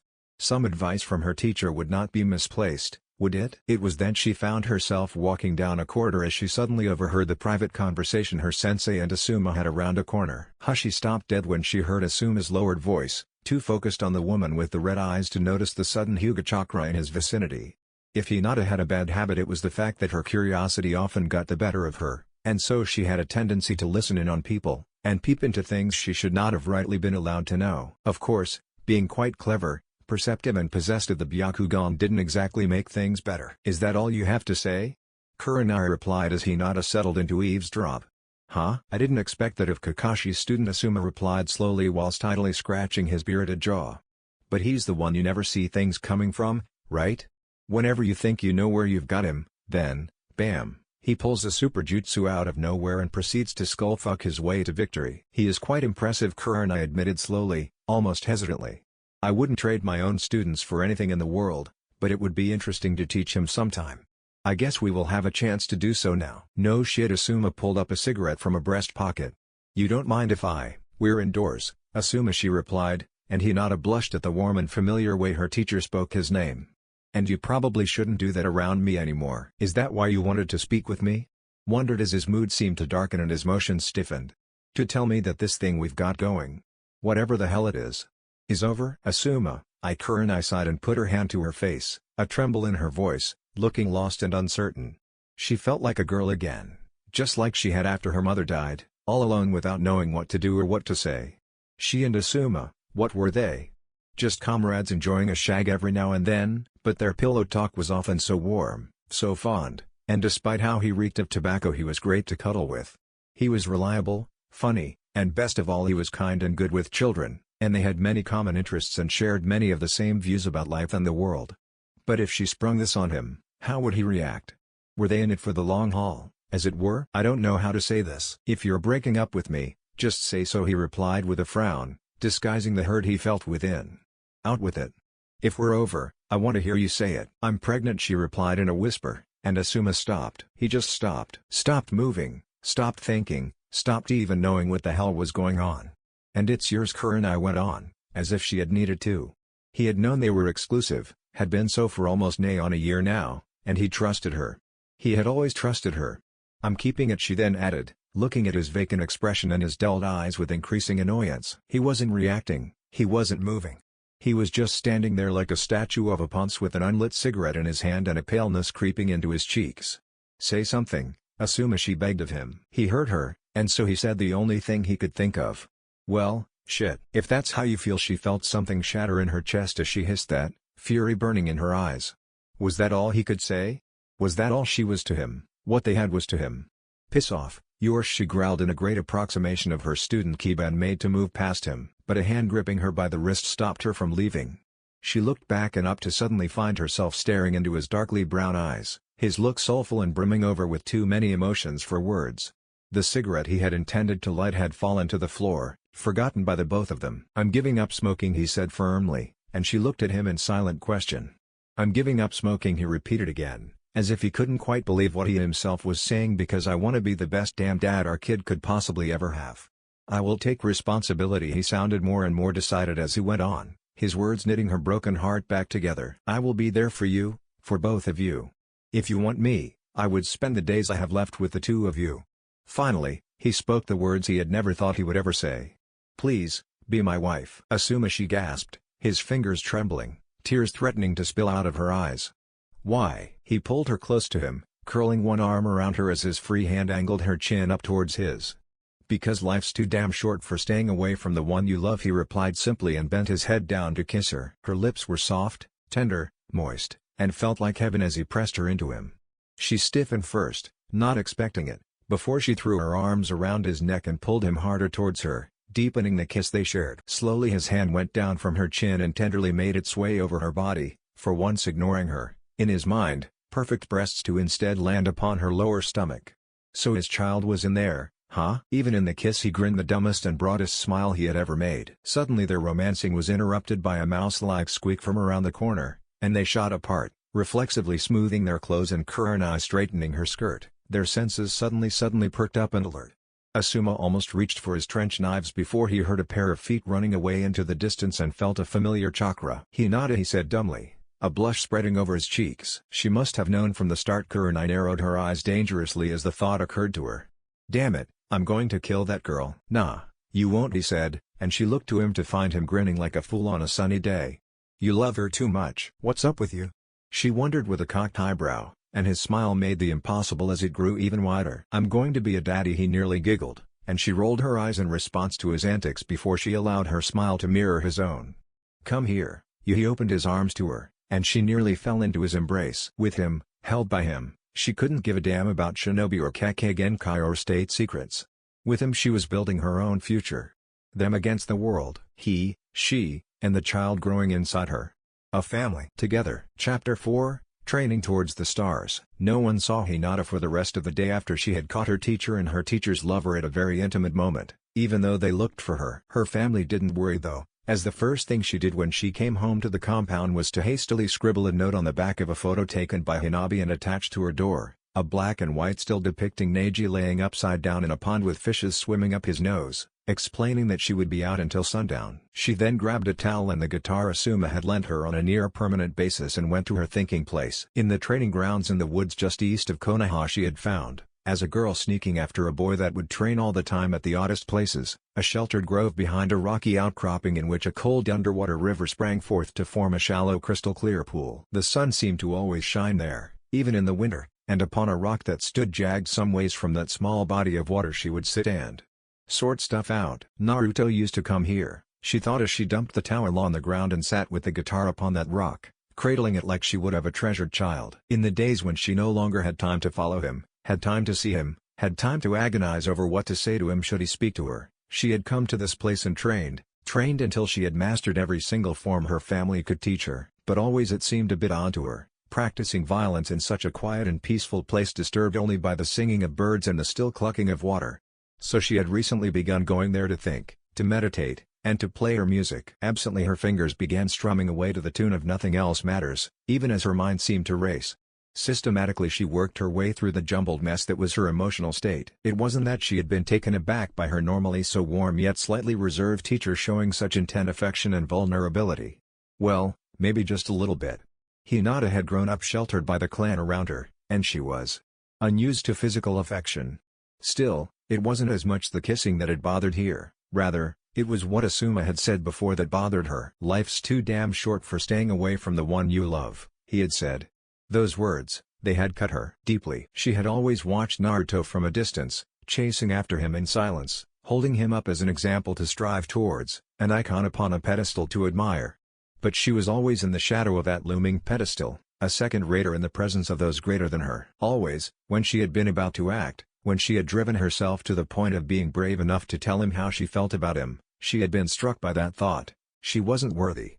He was the sun to her, and she was nothing but a pale-eyed failure of a girl. All that had changed half a week ago, when she had done the impossible and bested Neji, the man once considered to be the taijutsu champion of Konoha, a true prodigy. Already the word was spreading. The girl Hiyashi had bypassed in the line of succession as if she was unworthy had beaten the genius. She had beaten Neji, the only one to have ever done so before was Naruto himself. And then, as her thoughts wandered, she couldn't help but to think of her situation as it was now. She was good. There was no doubt about it, despite her humility in all things. She was one of the best now. Was she worthy of him? She thought so. So what was holding her back? She was scared, she discovered as she played. She was scared of him rejecting her, because she knew from watching him, stalking so intently despite knowing it was creepy and wrong, that he didn't love her back. He hardly knew her, after all, so how could he love her? How could she make him care about her? The answer was deceptively easy: approach him. Talk to him. Move her lips around and make words come out of. But she was insecure in her speech, afraid that her stutter would ruin things for her. When did she not stutter? When she was fighting, training, focusing on becoming better. Her body always had an easier time speaking than her lips. So she would ask to train with him, she would spar with him, and they would ease the tension in that way. And undoubtedly he'd crack some joke or say some jest that would make her laugh, and things would be better then. Easier. She was one of the greatest now, and at last she felt worthy of him. Nothing would hold her back. Life is too damn short for staying away from the one you love. She loved him, and she would grow strong beside him from now on. Strong enough to protect her village and her family from those who would seek to destroy it. And nothing else matters. She strummed the last chord and let the sound ring out, letting it fade into the silence of that beautiful day. Tomorrow was a new day. A better day, one that would be simply the first of many. She was sure of it. The very next day was the day when things began to change around Konoha. Tsunade, as Hokage, began to distance herself from the rest of the village, and delegated many of her usual responsibilities to her subordinates. Narashikaku, Shikamaru's father, became the de facto strategic head of Konoha despite his protests, working out of an office of the bottom floor of the Hokage Tower where his duty became to assess, hand out and evaluate missions. The political responsibilities of the station fell onto Akimichi Kuuza and Shimura Shizune both, the two taking turns attending the gatherings of the Konoha Shinobi Council in the Civilian Assembly in Tsunade's stead. Special projects, commonly under her supervision too, were handed out to individual leaders who would act as the chief operators of her interests. And luckily enough for Naruto, Project Hyoton came under the jurisdiction of one Hatake Kakashi. He was given leave to request as many resources as he needed in the project, within reason of course, and full executive power to take whatever his actions he saw fit in pursuing the end goal of the project. His objective was thus, keep the asset of state, codenamed Arctic Fox, safe from outside threats by any means necessary, and make sure that the asset gains full control over his Kekkei Genkai as soon as possible. Kakashi had found himself scowling when he was handed the project binder and saw the objective summary for the first time. Any means necessary, that was phrasing you saw in the mission statements for suicide runs or Anbu terror strikes and assassinations targeting civilians. What the hell was Tsunade thinking?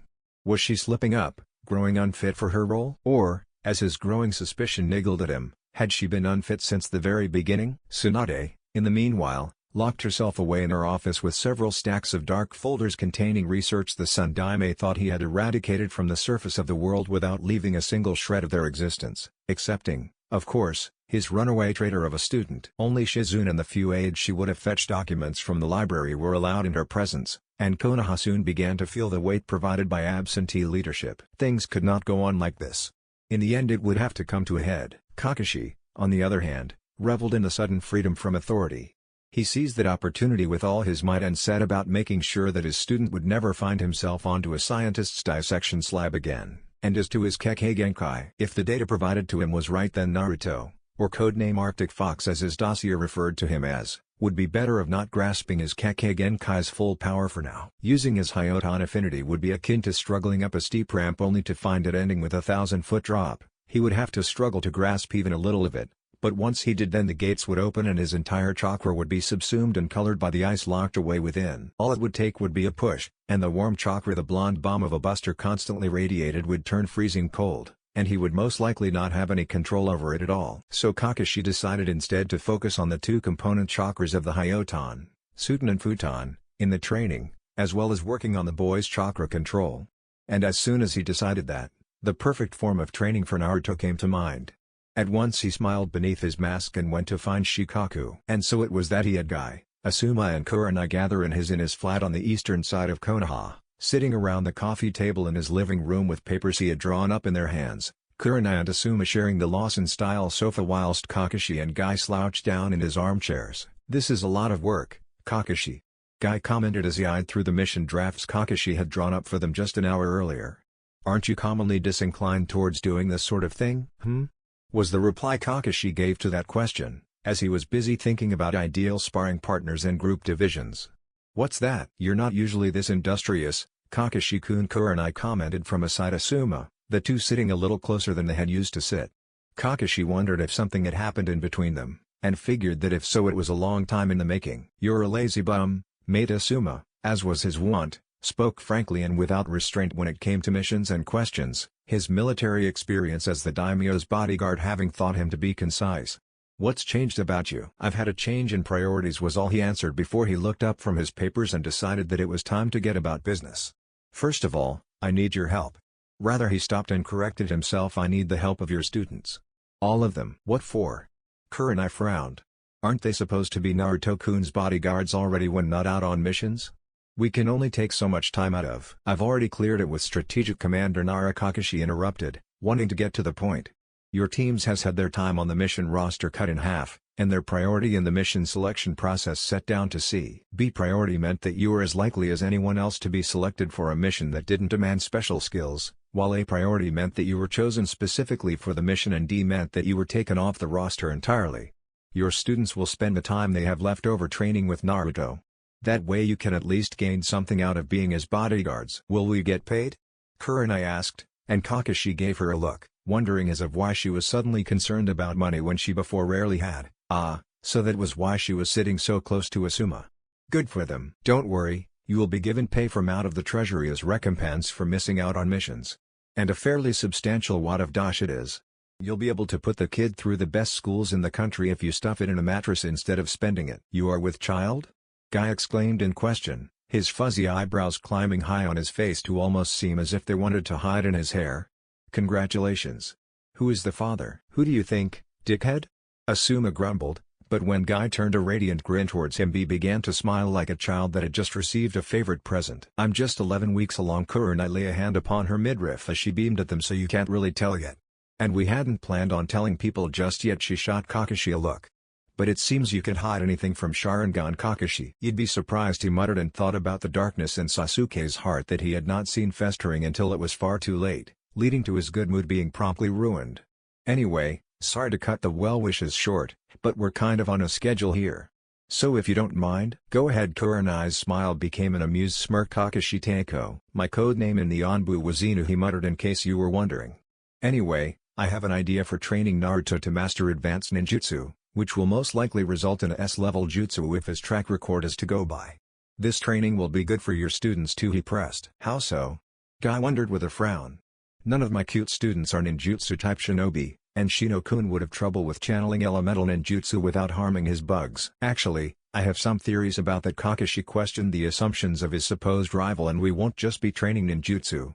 A rhetorical question. "How does Naruto learn anything?" "He learns through doing." Asuma shrugged. "I knew a guy like him in the Guardian 12. Shianki was his name, dumb as a bucket of hammers when you put a pen in his hand, but absorbed information while in combat like a sponge does water." "He's a tactile learner? A kinesthetic approach, then?" Kurenai questioned. Precisely, Kakashi nodded.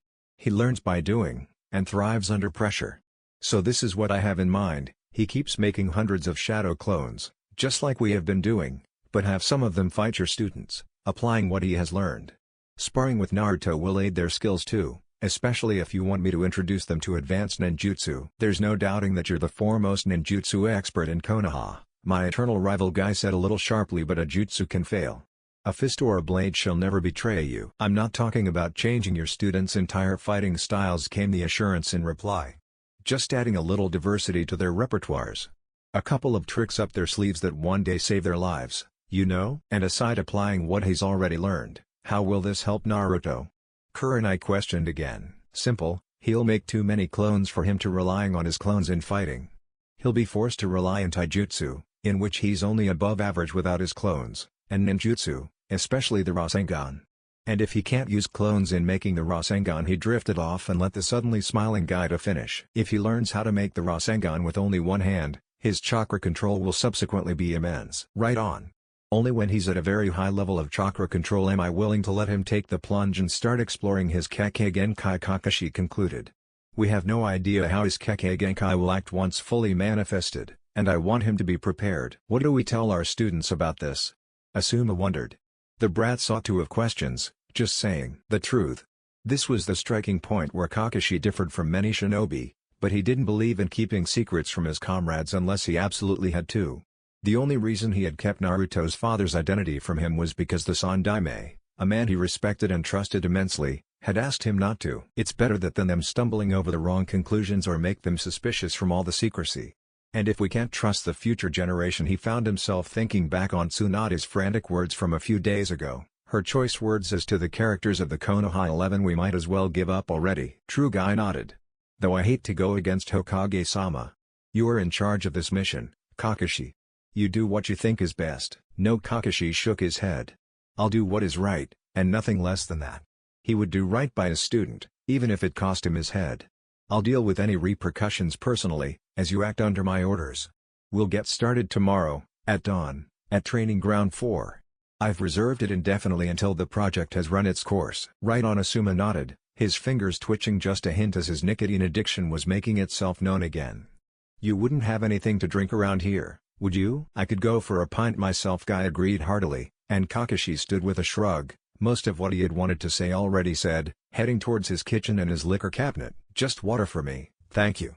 Kurenai called, and Asuma promptly began grinning like an idiot again. So Guy asked her as Kakashi returned with a bottle of sake and 4 glasses, one filled with water. When are you due? And for a little while, as they talked like friends, the troubles of the days ahead were forgotten. It seemed like there was no uniform pattern to how the Konoha 11, and Sai, took the news about Naruto possessing a Kekkei Genkai. Kakashi noted with slight amusement. I see, Shino said simply, his tone as level and emotionless as always. Interesting. All 11 of them had been gathered on the edge of Training Ground 4, a large open and once idyllic field that had now been marred by a long trench and many trees shorn completely of leaves. As a group they were facing Kakashi, who had just finished explaining the situation to them, and their respective team leaders and Jounin-sensei. Well, that's a wrench in the works, isn't it? Shikamaru grumbled and rubbed his furrowed brow in annoyance. Troublesome. Naruto, of course, wasn't with them. He was down in the far trench working on making the walls of it wet with nothing but his chakra alongside about 100 clones, and had been so since long before the others had shown up. He probably didn't even know they were there. How's that, Shikamaru? Kuuji questioned with a frown. I think it's bloody awesome. Kakashi had only told them about the fact that Naruto possessed a previously unknown Kekkei Genkai, and neglected to tell them about its origins and his father's genes or the fact that the Kyuubi had awoken it. Still, several of his peers thought it was amazing, among them Kuuji and Lee, who was dancing with joy at the prospect of sparring with a superpowered Naruto. It's an unknown variable, the Nara sighed in reply, rolling his eyes. Without data to compare it to, it will remain unknown. And I hate unknowns, he muttered. They just muck up my plans. Too troublesome. Are you really sure about this, sensei? Sakura questioned from beside Ino. I mean, I've known him for years. Even if this Hyoton affinity has been dormant, as you say, shouldn't we have noticed it by now? Sakura, I don't have all the answers, Kakashi shrugged. And I can't say that most of what I can answer won't be based on guesswork and information gained in a questionable way. How did you find all this out? Hinata suddenly spoke up from the back of the group, despite her slight social anxiety and tiny voice clearly heard by all of them. Have Hokage-sama made some sort of examination of Naruto-kun? Studied his Kekkei Genkai? For once, they all noted, there wasn't even a trace of a stutter in her voice. I'd rather not say, Kakashi confirmed darkly. Some of it's secret by very old laws, and the rest. Suffice to say he was taken apart and put back together in order for us to find out what caused all of this. They thought that he was speaking figuratively. He'd rather wait with telling them about it so that Sakura and Ino's perceptions of their master wasn't shattered altogether. Or until he had proof to show them. I'll tell you about it some other time, but for now. Any other questions? Things you need to get off your chests? He looked to Kiba, as he knew that Inuzuka shinobi were prone to hold grudges, and Kiba had once considered Naruto a rival, and according to Kurenai he still did. Nope. Kiba shook his head, and so did Akamaru beside him, a quite amusing thing for a dog the size of a horse to do. Finding this out. He's top dog now, and there ain't a thing I can do about it. Just gotta settle into the beta role, I guess. How was all that Kakashi could answer? Well, that showed him what happened when he made assumptions about these kids. Anyway, this is what we'll do. Lee, Tenten and Neji, you are all unsuited for advanced ninjutsu for one reason or another. I want you three to spar with Naruto at all times. Keep him on his toes, pressure him, goad him into using what I've taught him over the last few days. Yosh, Lee cried to the beaming approval of his master, to which his teammates rolled their eyes and sighed. The rest of you, Kakashi looked to the rest of them, and to the Ino-Shikacho combo that was Team 10 in particular. I'll start with the basics of nature transformation with you. Akimichi, Aburame, Inuzuka, Sai, your clan techniques are based in Yotan, the manipulation of Yang Chakra. Nara, Yamanaka, yours are the same but for Inton, the manipulation of Yin Chakra. Yang governs the physical and allows the physical aspects of your abilities. Yin is the manifestation of your thoughts and is used, primarily, for genjutsu. Sakura-chan, Hinata-san.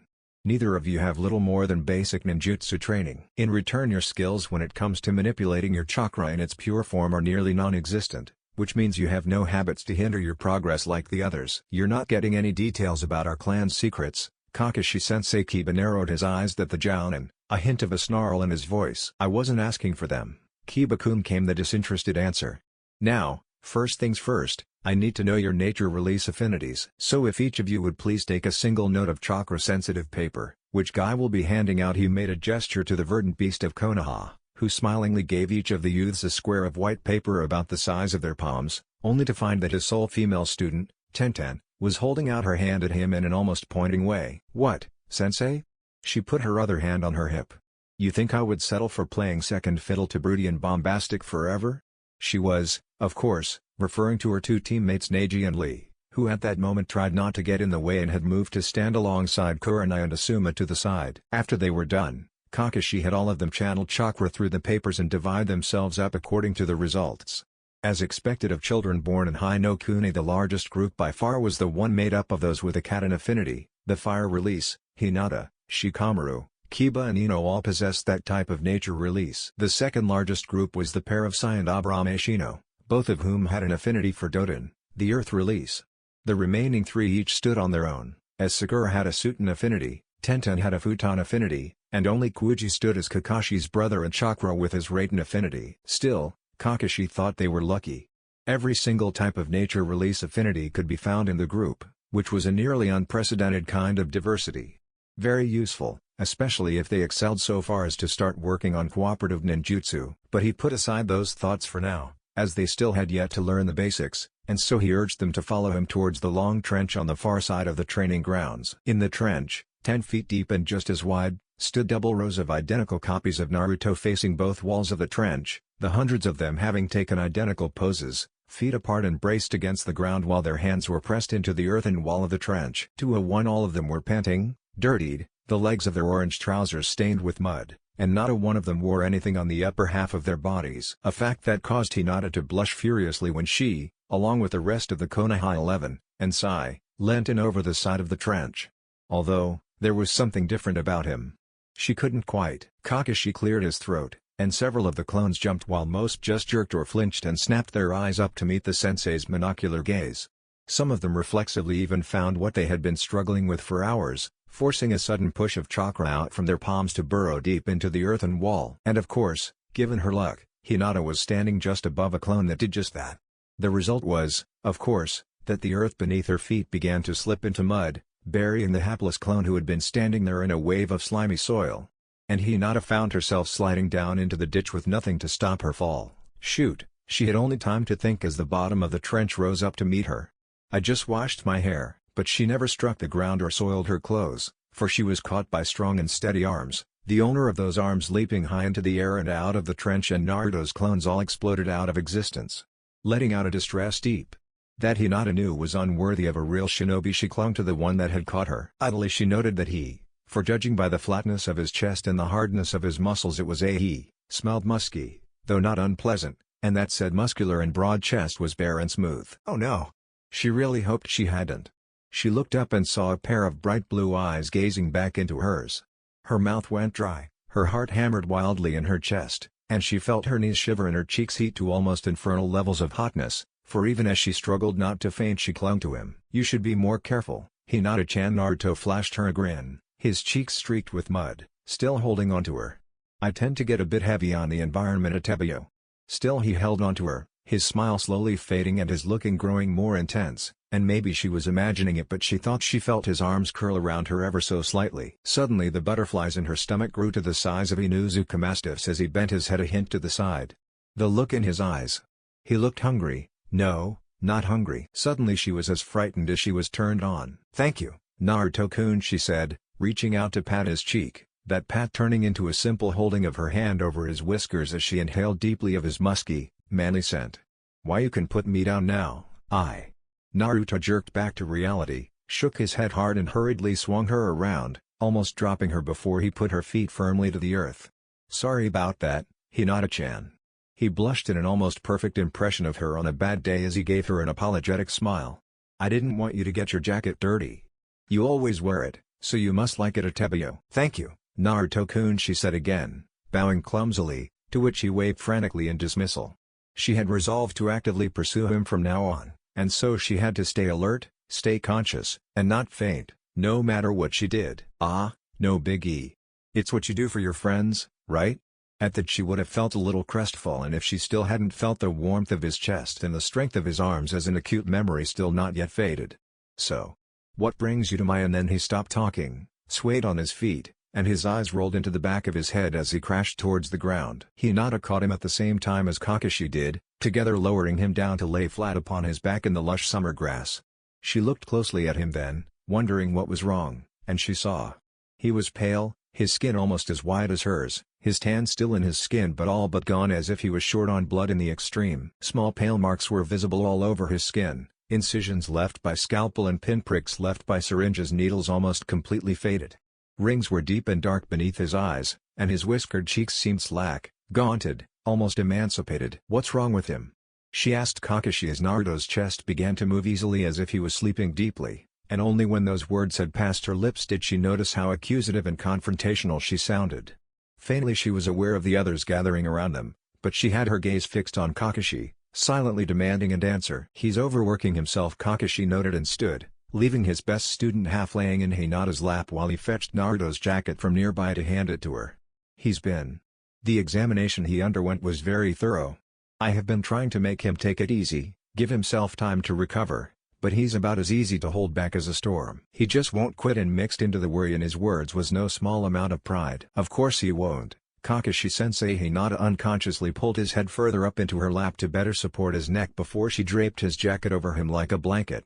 "He's Uzumaki Naruto. He'll never give up. But that doesn't explain why he's got a fever." Her hand upon his brow could certainly discern that, or why he's so pale. "Let's just say the Hokage's examination involved a lot of knives and leave it at that." Kakashi's reply was a little testy as he looked to the others, finishing that particular conversation firmly.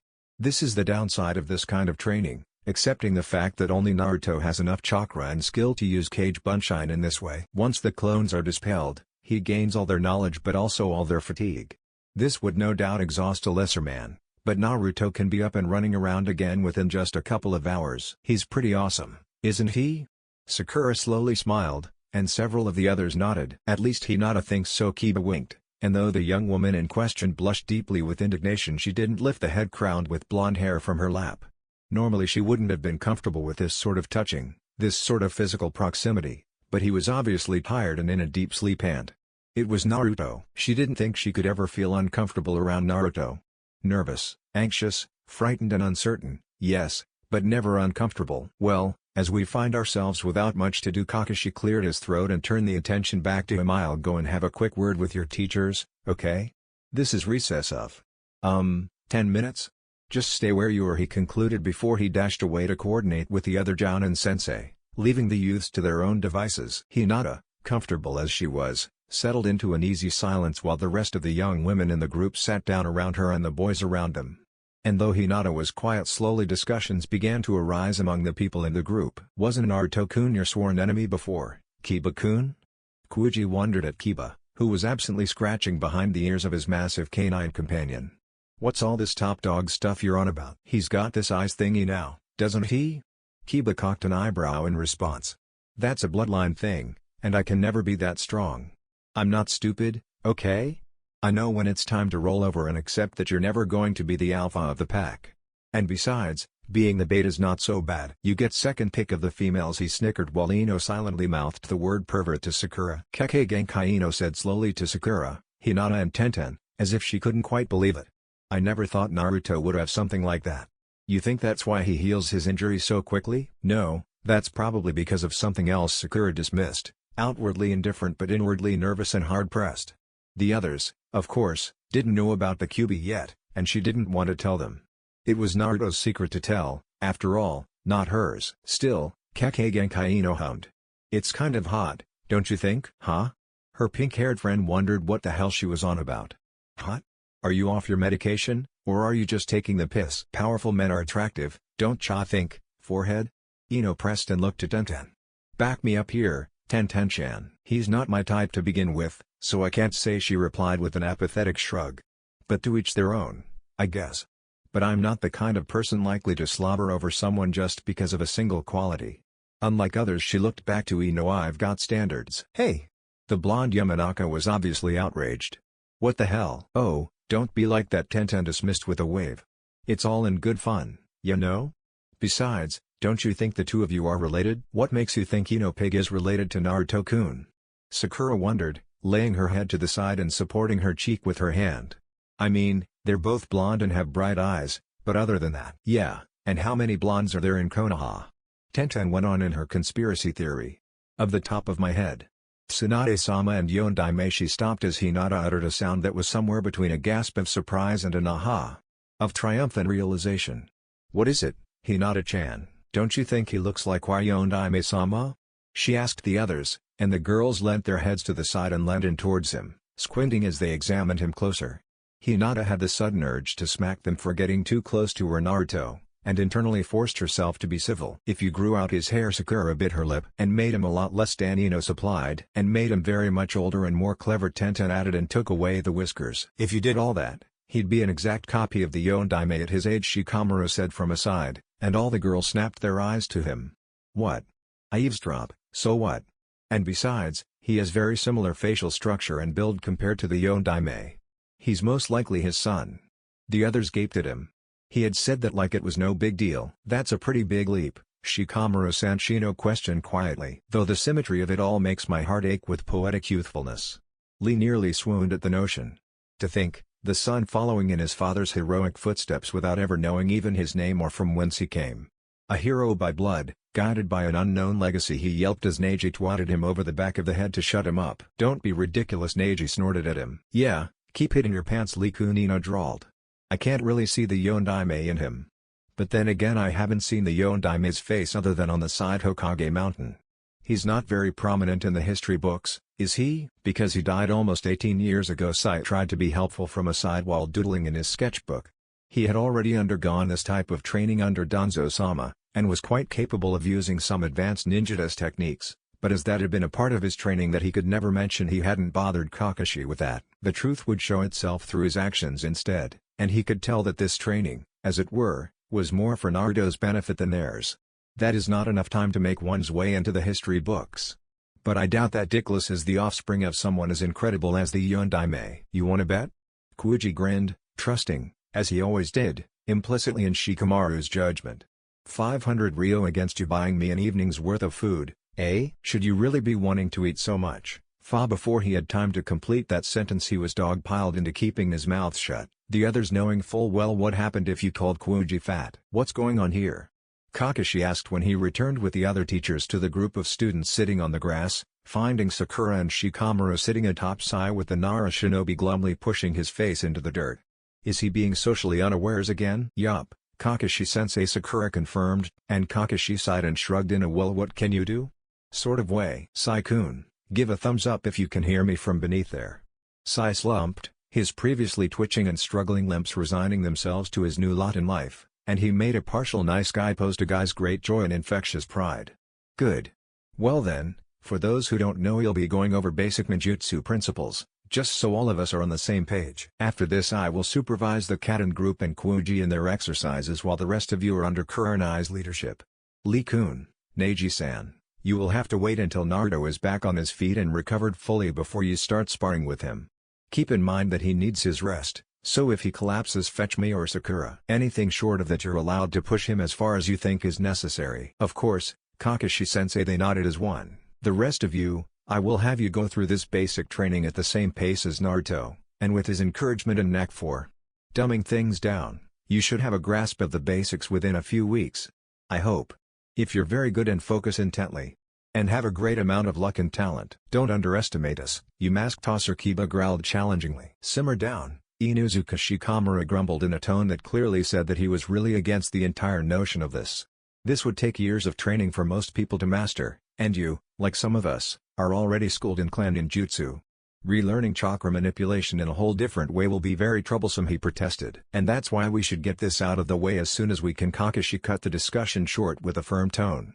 So, without further ado. And so, as Kakashi began lecturing, repeating the same things he had told Naruto in steps over the last few days, Hinata began to feel a little like she was back in the academy. Here she was, 16 and legally an adult, her teacher not even her teacher anymore but rather a teammate and leader, her skills now far greater than they had ever been in the academy, but it was as if nothing had changed. Did one ever stop learning? She philosophized as Kakashi droned on about things she had learned a long time ago. Or was life rather one long succession of lectures in one form or another until one passed on to the next life and started it all over again? As Kakashi lectured on the nature of chakra, Naruto began to move a little in his sleep and started to snore softly, so quietly that only she could hear it. At times her eyes shot down to him, smiling at how absolutely adorable he looked with his mouth slightly open and a tiny bubble of spit growing at the corner of his lips, and she found herself idly touching his hair. Despite how spiky and unruly it seemed to look, he had no products in it to make it stand straight, and besides a tendency to be a bit springy, his hair actually felt silky and smooth to the touch, of a little coarse at the tips. She hated how pale he was and wondered what the hell the Hokage had put him through, but she was glad to see that he was recovering quickly, already seeming to regain some of his natural color. Hinata stiffened as Naruto stirred from his slumber and blinkingly opened his bleary eyes to see pale eyes look back down into his from above. Dark hair fell forwards and framed her delicate face, and the slight red in her cheeks only seemed to accentuate the natural coloring of her graceful lips. She was pretty. Really, really pretty. How had he not seen that before? Naruto-kun, she smiled timidly at him, wondering what he would do, speaking quietly as not to disturb the others. You smell nice. Naruto, of course, had no such compunctions. What is it? Lavender, jasmine? I can't tell, but it smells purple. Atebio. Both, she made as if to hide her face when all eyes fell on them due to Naruto's loudness. Neji, as her cousin and bodyguard, would not stand for this. Are you sniffing Hinata-sama? He roared, and bloody murder was in his eyes. You insolent pervert. Hold your horses, mate. Naruto sat up, groggy and unsteady, trying to make calming gestures as not to get murderized. I'm not sniffing anything I shouldn't. No need to cry, pervert. Atebio. Neji Niasen, please settle down, Hinata asked, and being obedient as he was, Neji did so, though reluctantly at best. Keep your hands where I can see them, he stared darkly. I got my eye on you, Uzumaki. Well then, Kakashi said in the suddenly very tense silence that followed. That was stimulating. But can we please keep it the lesson, everyone? Sakura, please make sure he doesn't go anywhere, and give him his medicine. Right on, Sensei. Sakura nodded and promptly took a near stranglehold on Naruto, shoving blood-replenishing pills in her own homemade nutrient packages in the shape, color and consistency of little balls of mud down his gullet, washing it down with some water from the canteen slung from her hip. Hinata tried to make her be more gentle, But Sakura had grown accustomed to treating Naruto in a certain way, one that as often as not involved bruising. Now, the Nara, Akimichi and other hidden techniques aren't strictly speaking Kekkei Genkai. Kakashi ignored the drama, as he was wont to do, and went on lecturing. Rather, they are ninjutsu techniques anyone could feasibly use with the right training. The unique properties of the chakra most of these clansmen possess does make them naturally more inclined towards these techniques, but it's far from a Kekkei Genkai. Rather they are secret techniques, dependent on secret traditions and training. Hinata-chan. Naruto leaned in close and whispered to her once Sakura was done brutalizing him, his voice slightly worried. "Why are everyone here? I mean, don't you have missions or training to do?" "We're here to help you train, and Naruto-kun," she replied in the same low tone as Kakashi let Guy, who had a penchant for calligraphy, draw up a diagram over the correlation between chakra natures and affinities and their relative weaknesses and strengths. "Kurenai-sensei thought we should diversify our skills, so she put us to training under Kakashi with you. And I think that maybe they want us to guard you. Your Kekkei Genkai." "Everyone just keeps banging on and on about it," Naruto grumbled with a childish pout. "It's not that big of a deal, you know. I've been at this for 5 or 6 days now, and I haven't even started on the hardcore futon stuff yet." "Atebio." "But you're there with Suden?" she wondered, to which he shrugged. "I guess," came the answer shortly, "but it's not too useful. I mean, I guess you could blast a person over the noggin with it, but unlike futon you can't cut things with water." "Yes you can," she informed him, correcting him gently. "If you move it really fast or shoot it really hard it can cut or drill as good as steel." He pondered her words before a grin began to grow on his face. "You're pretty clever, aren't you, Hinata-chan? I never thought of that." "Thank you." "You're welcome." She blushed and noted that the lecture seemed to be winding towards an end. She also noted that she was actually sitting very close to Naruto, the boy of her dreams, and was in the midst of a conversation with him, and the magnitude of that made her feel all giddy on the inside. Maybe a relationship, and actual physical relations, wasn't too far away in the making. "So there you have it," Kakashi concluded shortly. "Now, we'll start on just you lot realizing how to channel your affinity chakra. Cat and group and Kuuji with me, the rest of you go to Kurenai." Naruto. He looked the blonde over, who was already bouncing in his seat with restrained and regained energy. "Guy, Lee and Neji will take care of you. Continue with your Suden practice until you produce consistent results. And Asuma." Kakashi looked to the absently thinking Sarutobi. "Go fetch Tenzo.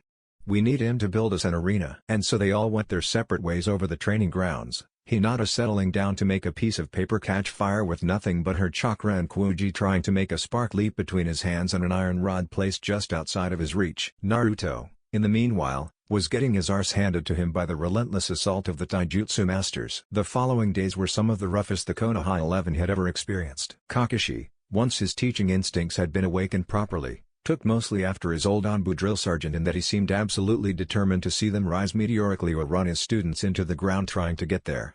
He had them training with only short breaks from sunup to sundown, and encouraged them to keep at it even during the nights. He was trying to make them learn at Naruto's pace even if they didn't have the same penchant for tactile learning or use the same cage bunshine technique to speed up the training, and it seemed to wear on the students. Neji and Lee actually found their techniques improved by their constant sparring against Naruto's clones. Without any other clones aiding in the fight against them or access to his signature Rasengan, Naruto was at first hopelessly outmatched, but, as he always did, he adapted. He learned to see through Lee's techniques and anticipate the ebb and flow of the Juken, and his taijutsu improved by leaps and bounds under the merciless pummeling of Guy.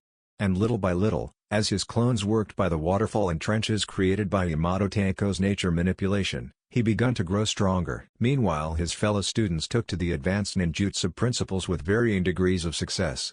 Most of them had already some grasp of shape manipulation, so what Kakashi was hoping for was to grow some goodwill among the clans by making the clansmen now under his tutelage add a little elemental expression to the hidden techniques of their own, making them more powerful if possible. If he got the clans on his side, maybe he could keep himself in charge of the project once the council inevitably found about Naruto's Kekkei Genkai and began to make demands to the Hokage about it. For it wasn't a question about keeping them from finding out altogether, as such a thing was impossible. It was rather a question of keeping it a secret for as long as they possibly could. But the degrees by which the other students of ninjutsu learned was varied at best, and often their enthusiasm for the subject seemed less than fond. Shikamaru, for example, seemed to put almost no effort at all into the training, spending the time he was supposed to be using burning papers with nothing but chakra staring up at the sky instead, cloud watching. Akamaru kept pestering Kiba, not really seeing the point of it all, and Shino had to be very careful to channel his chakra in a very specific way along his arms as not to force too much into his bugs and cause an imbalance in the already fragile ecosystem that was his body. Sai showed some aptitude, most likely because he had already gone through his kind of training before, as Kakashi rightly guessed, but spent most of his time working on his drawing instead.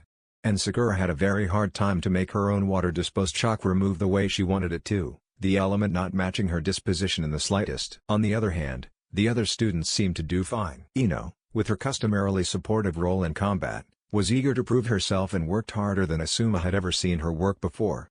Tenten sought to gain an edge over Neji and Lee, and so did the same, remembering her defeat at the hands of Subaku no Tamari and her Tesen-channeled futon and resolving to beat the foreigner the next time they met. Kuji had little talent for elemental ninjutsu, it seemed, but he threw himself into it with a passion unrivaled by the others except for Hinata. The Hyuga heiress gave it her all the time, staying up late and rising early to keep at the practices almost as long as Naruto did. Though it drained on her immensely, it was slowly producing results, as she had mastered the first step of chakra nature manipulation within merely a week, and was the first to go on to the second step. But what gladdened Kakashi the most was the fact that their team cohesion was so faultless. Even though they bickered and squabbled at times, they soon acted more like family than military comrades, and that warmed Kakashi's heart. In the world that waited Naruto, once knowledge of his Kekkei Genkai was made public, friendship was a preciously rare commodity. "So, what's your type of girl?" It was the 4th day of training, and also one of the hottest in human memory, and after a hard half-dozen hours of intense training and sparring, the young men and women of the Konoha 11, and Sai, decided it was time for a break.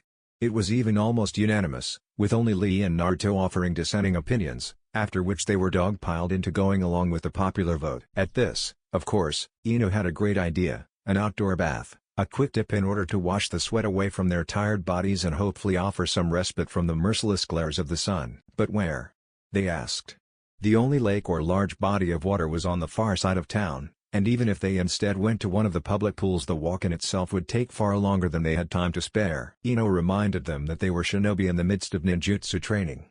And with ninjutsu everything was possible, especially now that they had been more or less left to their own devices as their teachers were off somewhere in some no doubt dreadfully important discussion. While Naruto, with a few now fairly practiced blasts of water created from his own chakra, dug 2 round basins at the edge of training ground 4 and filled them with water, Shino and Dino used what little dotem they could manage together to raise an earthen wall between the 2 watering holes. Once done, the boys went over to one side with the girls took the other, with only a grudging protest from Kiba, who kept eyeing Ino's posterior, and a hesitance from Lee, who time and time again had found his gaze slipping down to Sakura's feet when they had been sparring. So the boys stripped themselves of clothing, Neji and Shino keeping stern watch to make sure that none of the others peeped at the girls on the other side of the earthen divider, and naturally, as conversations often do among teenage boys, they begun talking about women. "I like my women like I like my coffee," Shikamaru drawled inside as he leant back against the earthen side of the pool. "Hot, spicy, and as bitter as almonds. For my money she needs to like dogs, or no deal." Kiba spoke firmly, serious as it was he who had broached the topic to begin with. Still he began to smile pervertedly. "It wouldn't be too bad if she's got well-developed hindquarters, if you know what I'm saying. Don't matter to me how she looks like." Kuji followed suit, dipping his hair into the water to wash it. "She just needs to know her way around a kitchen, eh?" Kiba jabbed him in the side with his elbow. At Kiba's side was Akamaru, wallowing in the refreshing bath like a hippo in vat full of liquidized children. "Yeah, pretty much." "Hey!" Kuji turned and glared, outraged at how much of a misogynistic ponce the now laughing Inuzuka was making him out to look like. "No. She needs to be kind and sweet. But I wouldn't mind her being a little prickly, you know? Tsundere types are kind of cute, don't you guys think?" "I think you've got a condition," Neji grumbled and shook his head, his long hair spreading drops of water everywhere. "Talking about women like this. It reduces them to nothing but inanimate objects of desire based on their attraction to us. That's not how society's supposed to work." "Just because you're completely repressed." White Eyes Naruto couldn't help but to snicker, grinning as he slid deeper into the cool water. "By the way, you lot just give me a hoot if the water's too warm and I'll get it sorted at Tebio." "I'm not repressed," Neji spat back. "Then prove it." Hyuga-kun, Kuji pressed with a grin. "All right then." The noble genius threw his hands into the air and surrendered to his rowdy mates. "Perky girls." "You have got to say more than that." White Eyes Sai was slowly getting into the swing of things, for as pale and weird as he wasn't completely oblivious. "Perky breasts, perky eyes, perky shoes?" Bubbly Neji reluctantly began to describe. "The happy kind that makes you forget all about your destiny, you know? And energetic, and she needs to have pretty legs. That's all I've got, really." Damn, Kiba snickered, and here I thought it was going to be something pervy Atebio. "If we want pervy, we should probably ask Lee." Kuji looked at the bushy brow in question, who subsequently launched into a 10 minutes long tirade containing frank descriptions of sexual intercourse of very strange nature and depictions of female anatomy so accurate that the other boys wondered if they were supposed to be sickened or aroused. One stunned Lee looked again to Kuji, who was looking pale and nauseous, his bag of crisps put aside and out of his reach. "You ignorant fool." Neji allowed a tiny smirk to slip through his outwardly impeccable facade. "You should have known better." "I don't know." Naruto seemed thoughtful as he mused on what Lee had described. "I kind of think that whole wooden spoon and kendo mask thing you mentioned is very inventive, Atebio. Then again, you did spend the last 3 years with the biggest pervert on the face of the planet," Shikamaru noted. "Hey, about that," Kiba spoke up, making sure that he was petting Akamaru, who otherwise would have swatted him with a paw the size of a frying pan. "What's your kink, Uzumaki? Everyone's got one, and you probably saw all kinds of sordid shit when you traveled with Jiraiya-sama. Come on, you've got to tell us." Kuji pressed, if nothing else wanting to wash the youthfulness from out of his mind. "Yes, are you gay or not, dickless?" Sai wondered with that plastic grin of his, making Naruto sputter and curse. "I've heard your first kiss was with that Uchiha traitor." "That was an accident," Naruto growled as several of the other lads snickered. "And I wanna know who the hell told you that." He had been repressing that memory for years, and all that hard work had now been obliterated in an instant. Sakura came the level answer, and the blonde growled like an angered fox. "Don't you bother about that." Naruto-kun. Lee spoke up and put a hand upon Naruto's shoulder, considered to be very much improper body contact at that moment since all of them were naked beneath the surface of the water. "Your preferences do not matter to us. We are your youthful friends." "Ah." Naruto jerked away from him, blushing beet red, eyes wide and voice hoarse in embarrassment. "What the hell, mate? Don't say shit like that when you're nude." "Don't act like you mind it," Dickless Side jeered unintentionally, having the social grace of an antisocial leper with a habit of sneezing on people. "All right." He starred daggers at the pale boy who was considered by Danzo and the entirety of Root to be the strongest of his generation. "I'll talk. If nothing else but to shut you up." "Then spill it." Naruto-kun. Kuji pressed in the spirit of camaraderie. "What woman will capture the heart of the hero of Konoha, defeater of Shukaku the Ichibi, master of the Hyoton?" "Someone's been hanging out with Lee too much," Kiba noted dryly as Naruto thought deeply on the matter. He had always, as far as he could remember, had a crush on Sakura, and as a boy he had thought she was the most beautiful person in the world, even though he slowly began to realize that she would never feel for him the way he felt about her. Also, she was a bit of a violent nutter with a mild case of split personality disorder. Which, granted, had both been better and worse by her tutelage under Tsunade Obachan.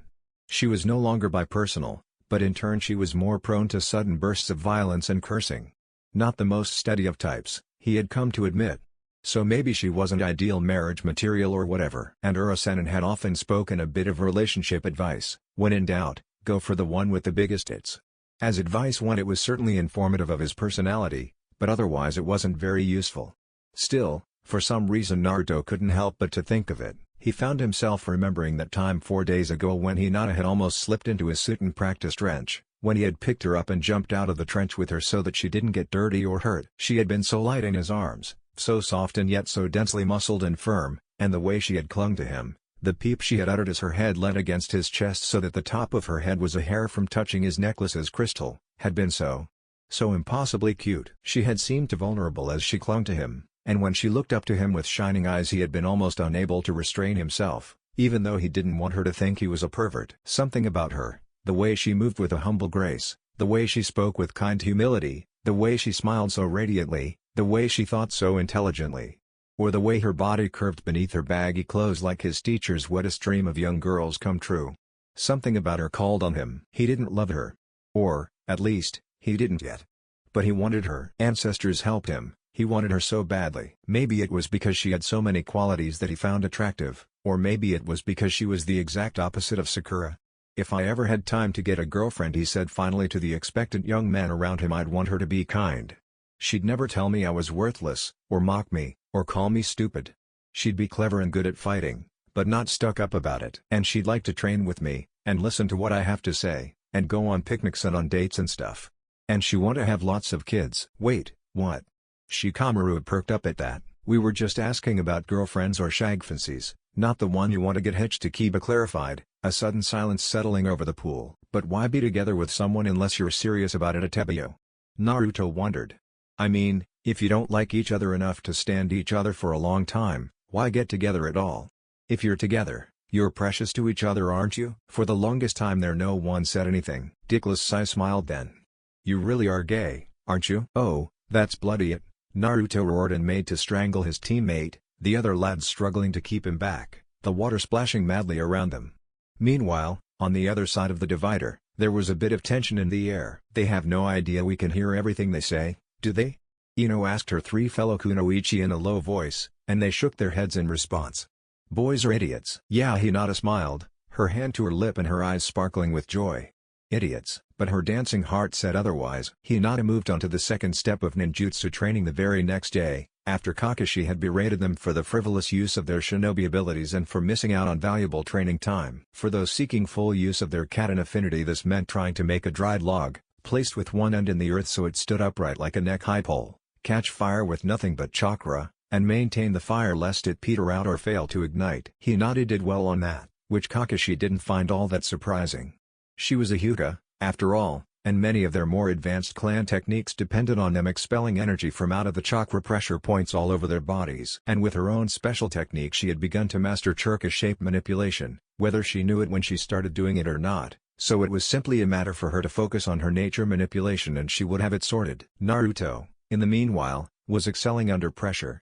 After merely 10 days he had already mastered the practical application of both Suten and Futon, and began to use blasts of water and air when sparring with Neji and Lee to gain the upper hand over them. Still, Guy pushed him to excel onwards, and put up a midway goal which after reaching Naruto would be, in Guy's own words, rewarded, create a Rasengan with only one hand, and use it as it was meant to be used.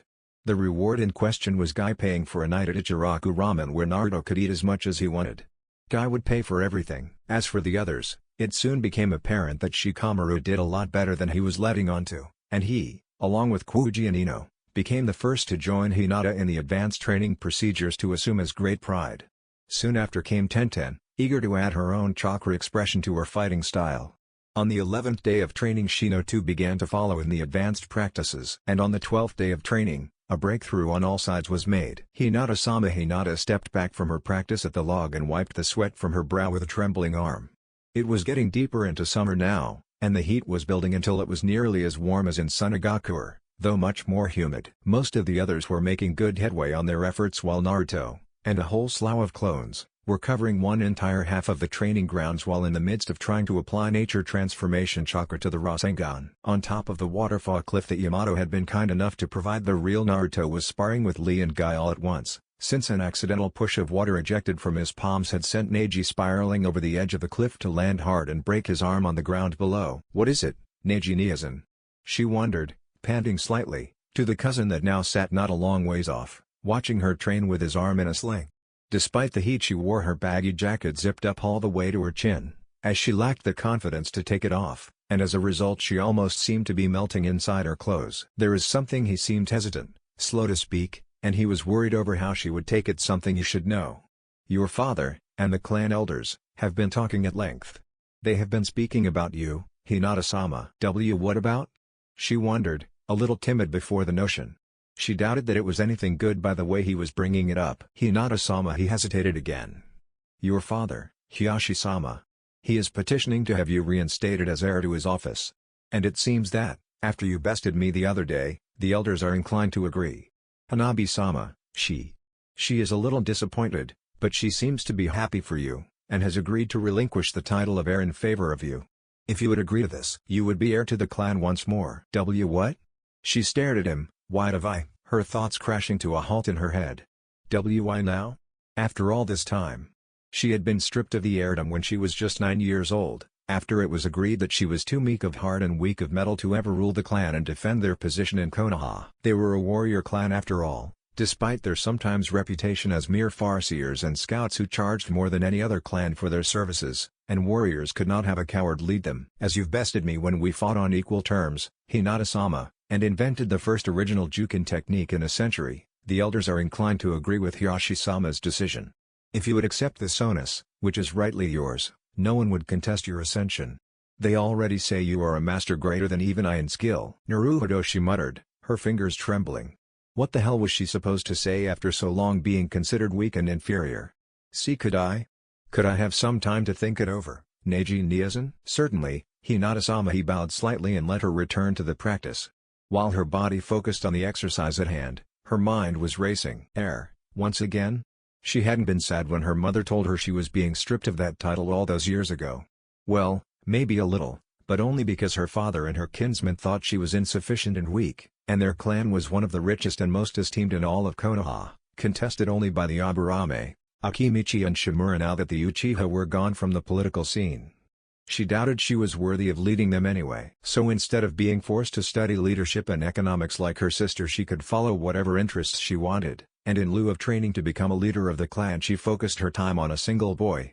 What better things did she have to do with her time, anyway? Since she wasn't fit to rule, chasing boys and making music and doing simple missions seemed to be what she was allowed to do. But now? If they asked her to rule the clan, she loved her family, as dysfunctional and often fractured as it was. Her sister, her father, her timid mother who could not stand the sight of blood, her cousin, her extended relatives, the grandparents who always smiled at her and said that they very much enjoyed her music and her cooking. She loved them all.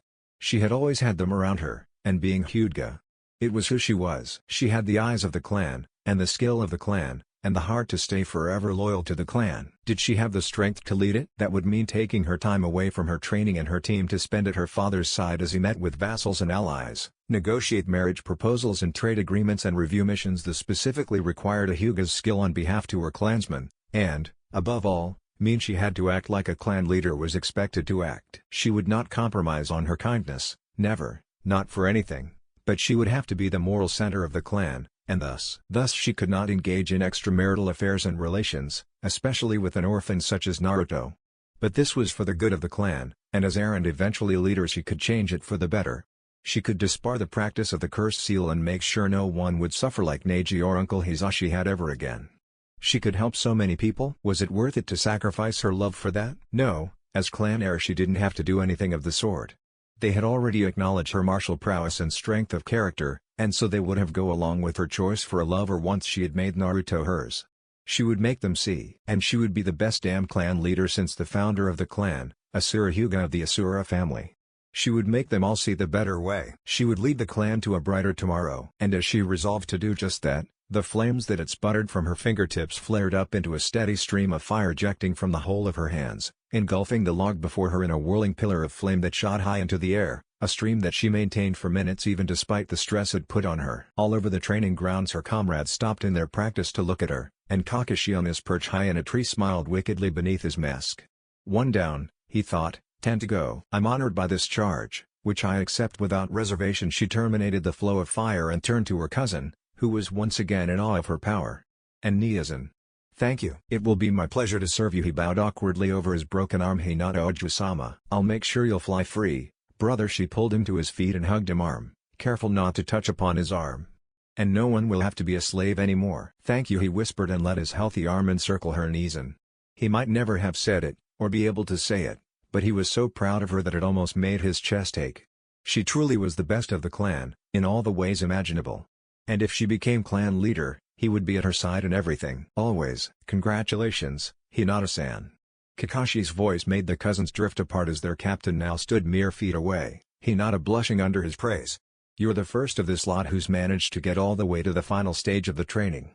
Now it's simply a matter of combining your chakra nature transformation with shape transformation too. I've already an idea for that, Kakashi-sensei. She interrupted. Depside how rude it was of her to do that. And as everyone but the ones sparring watched her, she took a widespread stance and pulled her hands up to her sides, channeling her chakra as only she could. As she punched out with both hands at once, her body seemed to blaze with ejected chakra that spilled over from her technique, and twin lion heads, roaring with battle rage and bloodlust, burned around her hands. She had only been able to create one head before, but after the long and grueling hours spent practicing with her chakra nature transformation, her capabilities had increased. And with a steady breath she applied that very same transformation to her ultimate technique, making the lions blaze golden and red. Kaden, Hanasoshiken, she cried, and with a twist of the body and a leap she turned around and struck in the air towards the woods behind her, and from her hands the burning lions surged forwards hungrily. As the twin beasts struck the edge of the woods they kept on rushing forwards as if they were the actual beasts they were named for, even as the trees behind them caught fire, until some distance and where they converged and struck each other.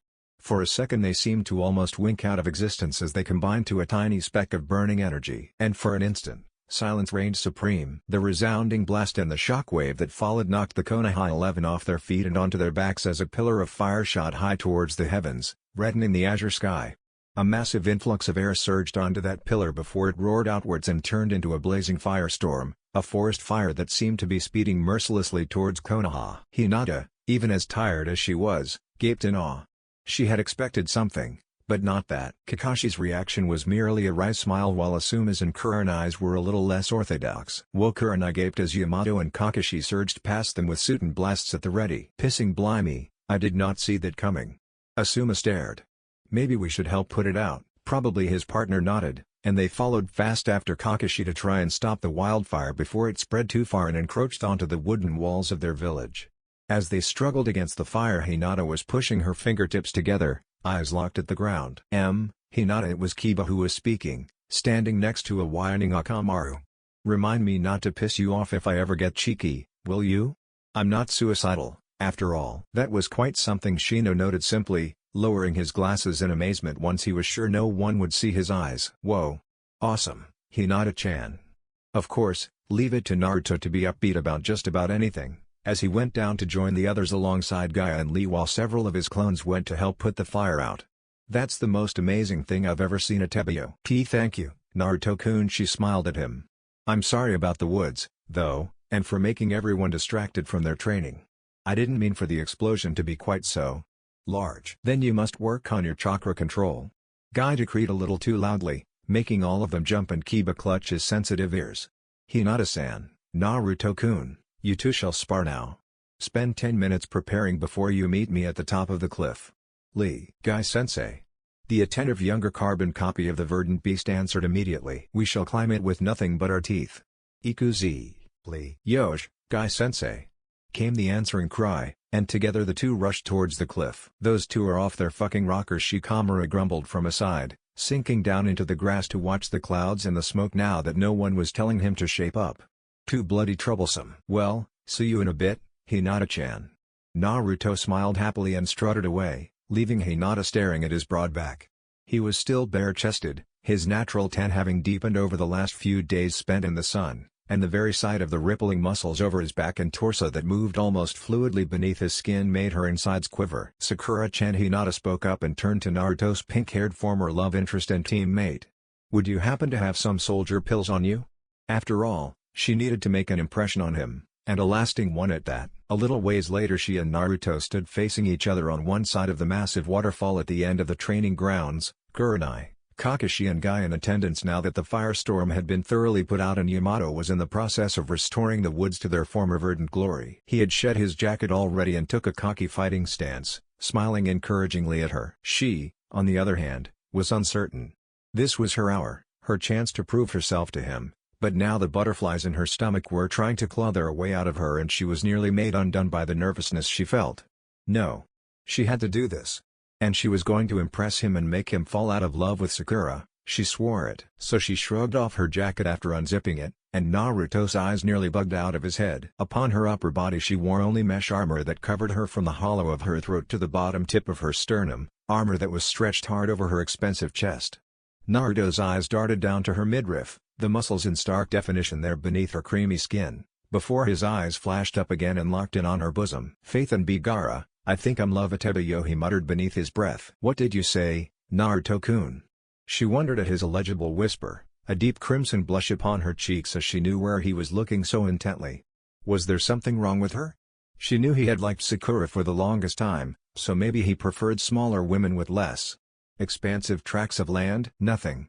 He shook his head to clear it, not wanting to be called a pervert, and got into a low stance as to conceal his budding erection. Show me what you've got, Hinata-chan. Are you ready, Hinata-san? Kakashi wondered softly, and when she nodded he cleared his throat. All right then. Hajime. Naruto attacked, as was his habit, his fighting style based around battering the enemy down in relentless charges. Unfortunately for him, the Jukin was nearly perfect on the defensive, and so she dodged the strike he aimed for her midriff and made to attack his arm. But Naruto had been fighting Neji, her teacher, and he knew the moves of the gentle fist fighting style. He pulled his arm away in the last possible moment and twisted his entire body around, arching his leg as he spun around with a kick aimed towards her head. She dodged barely and was forced on the retreat as he kept pressing after her, but every blow he struck at her was either powerless when he was put off balance or glancing at best, while she landed not a single hit on him. And in a way she didn't want to hit him, and he didn't want to hurt her. For now, as they fought, they touched each other again and again, albeit briefly, and as they panted their breaths fell upon each other's skins. Naruto's arm suddenly snaked around her neck, wanting to lock her down and toss her up and over onto her back as to end the match with a conclusive victory in his favor, but she would have none of it. With a slight smile her hand lashed out and struck his triceps with a haze of blue chakra around it, numbing it and making him grunt in pain. As he darted back and away from her she took her stance again and gave him a challenging look, her hands blazing with the Juken's debilitating aura. Time to start doing this properly. He concurred silently with a grin mirroring hers and raised his other hand, the one he could move that didn't swing limply from his shoulder. As Kakashi breathed sharply from the sidelines Naruto set his eyes and jaw and focused hard as whirling chakra appeared in the center of his palm, forming a perfect sphere of yellow-gold chakra into a silent Rasengan. He did it, Kakashi said from the sidelines, and Neji sat down beside him, eyes fixed on the combatants. He actually did it. Sensei, you would be so proud. As Naruto launched after her she flashed to the side, the Rasengan striking the earth where she had been standing and exploding it into a large crater. She attacked after him, but he moved out of her reach and charged his signature technique again, and forth and back they flowed for many minutes, graceful as if dancing, panting as if deep in the throes of passion. In the end he set his eyes hard on her, her eyes seeing red and boiling chakra rise in the depths of his stomach, and his arm twisted as the acidic energy flowed into it, the chakra coils jerking as if they wanted to reject it.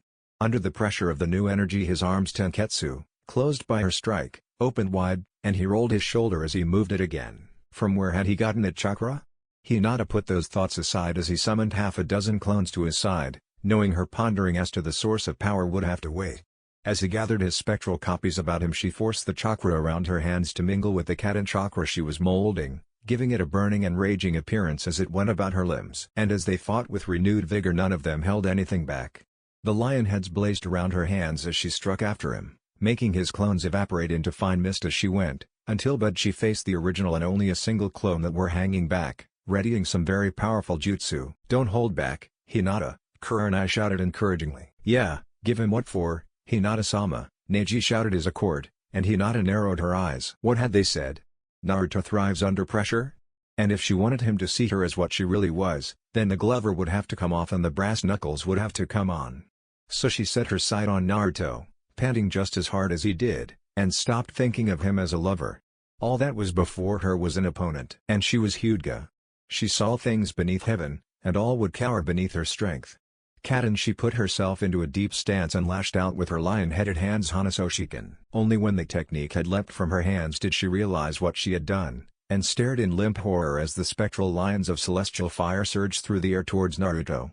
She didn't even have time to scream. Naruto, in response, merely summoned a Rasengan into his hand while one of his last clones stood by his side. Together they made something new. Suten, Rasenrengu. Something powerful. In his hand that Rasengan changed shape as the clone by his side went out of existence with a puff of smoke. From a whirling sphere it seemed to condense to a much smaller orb, and beyond it a ring of water had come into being, whirling around the Rasengan center with a howling sound. As the lions converged onto an exploding point Naruto struck them with that new jutsu, and the blast was nearly completely negated. Naruto and Hinata was flung through the air at a sudden blast of steam to bloomed out to cover the world like mist. The techniques crashed in a clash that seemed to make the very foundations of the earth tremble, but ultimately cancelled each other out. Mostly, a rush of lukewarm water flowed out from that hissing epicenter and lapped at Naruto's back as he lay sprawled upon the ground, his ears ringing and his vision blurry as a weight was upon his chest. Idly he lost focus and found his grasp on his clone slip, only half sensing the fatigue the copies of him brought with them as they were dispelled, for his entire body ached, bruised beyond belief. Breathing was hard, as if something was weighing on him from above, and he made to lift it away, only to find something soft yet firm in his hands. He focused his gaze and found a disoriented pair of pale eyes staring back into his. Naruto-kun, she purred and thrust her breast deeper into his hands. He was using both his hands, yet it was far from enough to cover even half of her bosom, and despite the mesh armor's rough texture and springy feel he could feel the softness of her beneath it. The hardness he had been trying to hide from her before sprung into life once more despite how tired he was, and as pressed into her thigh as his crotch was she began to feel it and stir. So he pulled his hands away in a flash out to the sides, thankful for the mist around them. If Neji had seen him take such liberties with his cousin he would be out for blood, broken arm or not. And he didn't want Hinata to think he was a pervert. Though it was most likely too late for that already. "Hinata-chan, I'm sorry," he managed to stammer out, but the blush on her face wasn't. It was an odd look she gave him, hooded and deep, yet she seemed to yearn for him like he yearned for her. "It's alright, Naruto-kun," she whispered back, her voice somehow steady and deeper than it usually was. I don't mind." And, tentatively, almost experimentally, she moved her thigh over the hardness she felt pressing into it through his inner clothes, to which he gasped. She did too, at her own lewdness and shocking behavior. But the only thing in the forefront of her mind was Naruto. She had longed for him. For so many years she had imagined giving herself to him in body and in soul, and here it was, almost reality. It wasn't enough. She needed more. "Hinata," he whispered to her, a trembling hand rising to fall upon her cheek. He spoke her name without honorific, something reserved only for the closest of friends and lovers. She wanted him to always say her name like that. Always. "We shouldn't." "I don't care," she replied and moved her face down towards his. Normally she wouldn't have done this, normally she definitely wouldn't have been this forward, but with the adrenaline from the fight and the concussion from the explosion her judgment had been sufficiently impaired to take the day off and tell her desires to take the reins and go nuts. His face was so close now, only a hair away, and his musky scent filled her nostrils. Her heart was racing as if terrified, but the feeling was as exhilarating as it was scary. Only a little closer, and they would. "Hinata-sama," cried a voice from beyond the mist and snapped her out of her delirium as if waking her from a dream, and the guilt and embarrassment she felt at the situation made the blood rush to her head. Her ears rang, the world spun, and then the lights went out. "Hinata?" a motherly voice asked softly as she slowly regained consciousness, rising from the too familiar darkness of unawareness. She was laying on her back, a rolled-up towel beneath her head and a wet cloth upon her brow, and sitting next to her, bent over her, was a worried Kurenai-sensei with a hand in her hair. "She's waking up. You gave us quite a scare, lass." "What happened?" Hinata wondered in a drawl, and Neji and Kakashi joined the older woman. She remembered a flash in water and steam and a hand upon her that blushed returned to her cheeks with a vengeance. "You both used an S-rank jutsu," Kakashi explained, and the two seemed on equal terms, mostly cancelling each other out. Well, Suten is naturally strong against Kaden, so it was in the favor of Naruto's technique. "Naruto-kun?" she began to ask as she struggled to sit up, not seeing him. "Don't worry, he's down below already, working on his futon version of the Rasengan. I couldn't imagine, in one sparring match with you not only does he starts using the Rasengan one-handedly, but he also invents an S-rank jutsu thought by the most skillful shinobi of all time to be impossible. And then he carries you out of the steam when you were knocked unconscious like a true gentleman. You surely bring out the best in him, Hinata-san." Kakashi smiled at her beneath his mask as Kurenai helped her stand, and she only nodded limply his way. She still remembered his breath upon her lips and his stiffness against her thigh, and the memory sent shivers down her spine and made her inner thighs itch. But how could she look him in the eye after this? In the end they didn't spar anymore that day, and Naruto hardly had time to even look at her as she was told to go around and help the others reach their full potential while he focused on his application of wind-natured chakra to his Rasengan.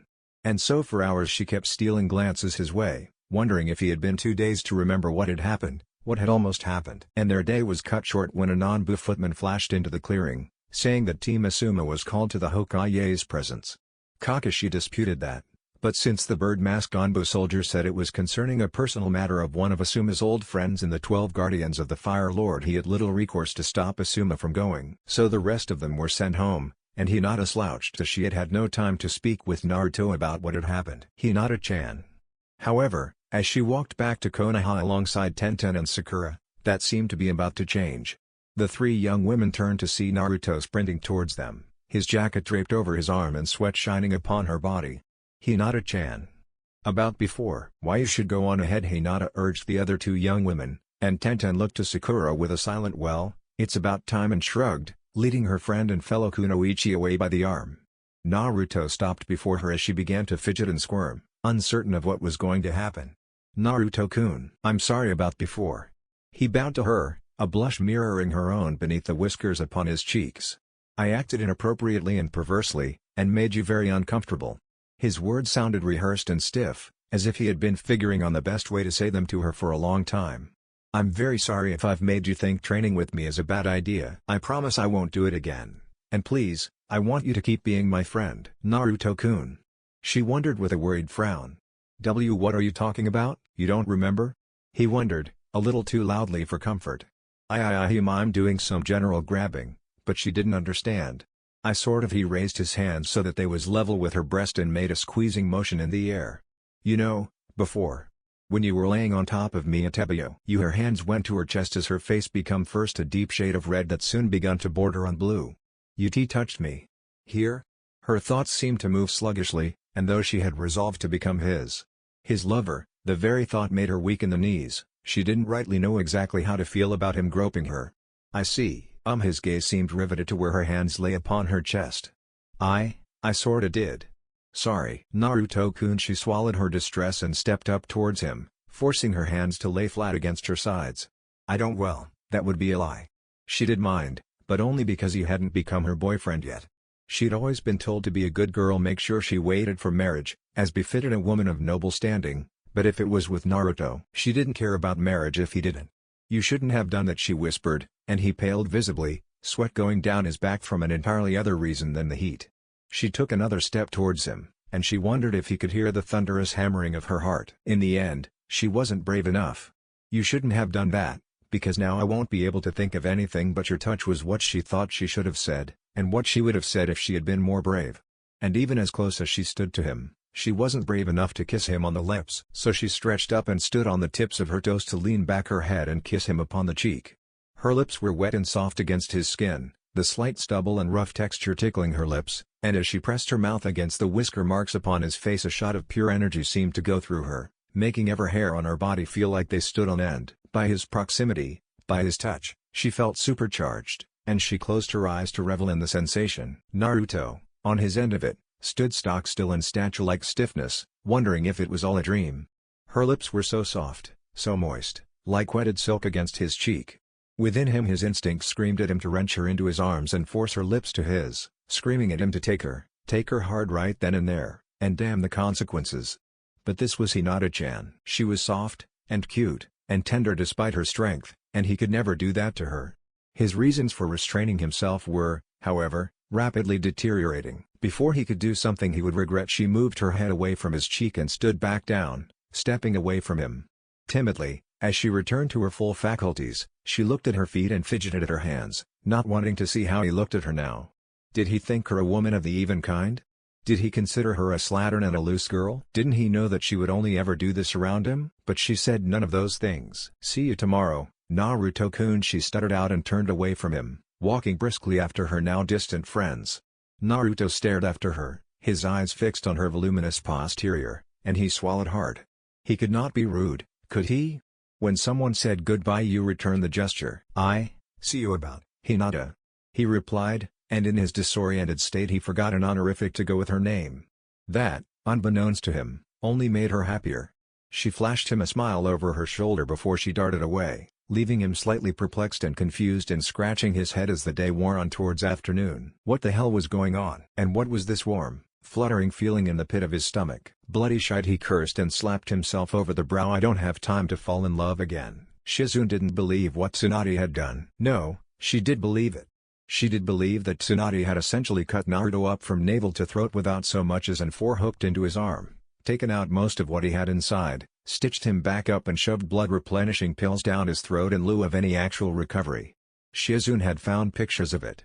She did believe it. She just didn't want to. To the Hokage's credit, Shizune read that they had provided some post-op care for Naruto, mostly aimed at getting his fluids back up to normal and stimulants that would boost temporarily his healing factor at the cost of throwing his metabolism out of whack for a few days. And thanks to that, and to his inhuman durability and regenerative capability, Naruto had survived and was now back to training with hardly any adverse side effects. All of this was documented with photographs and neat rows of spidery script, written in Tsunade's hand.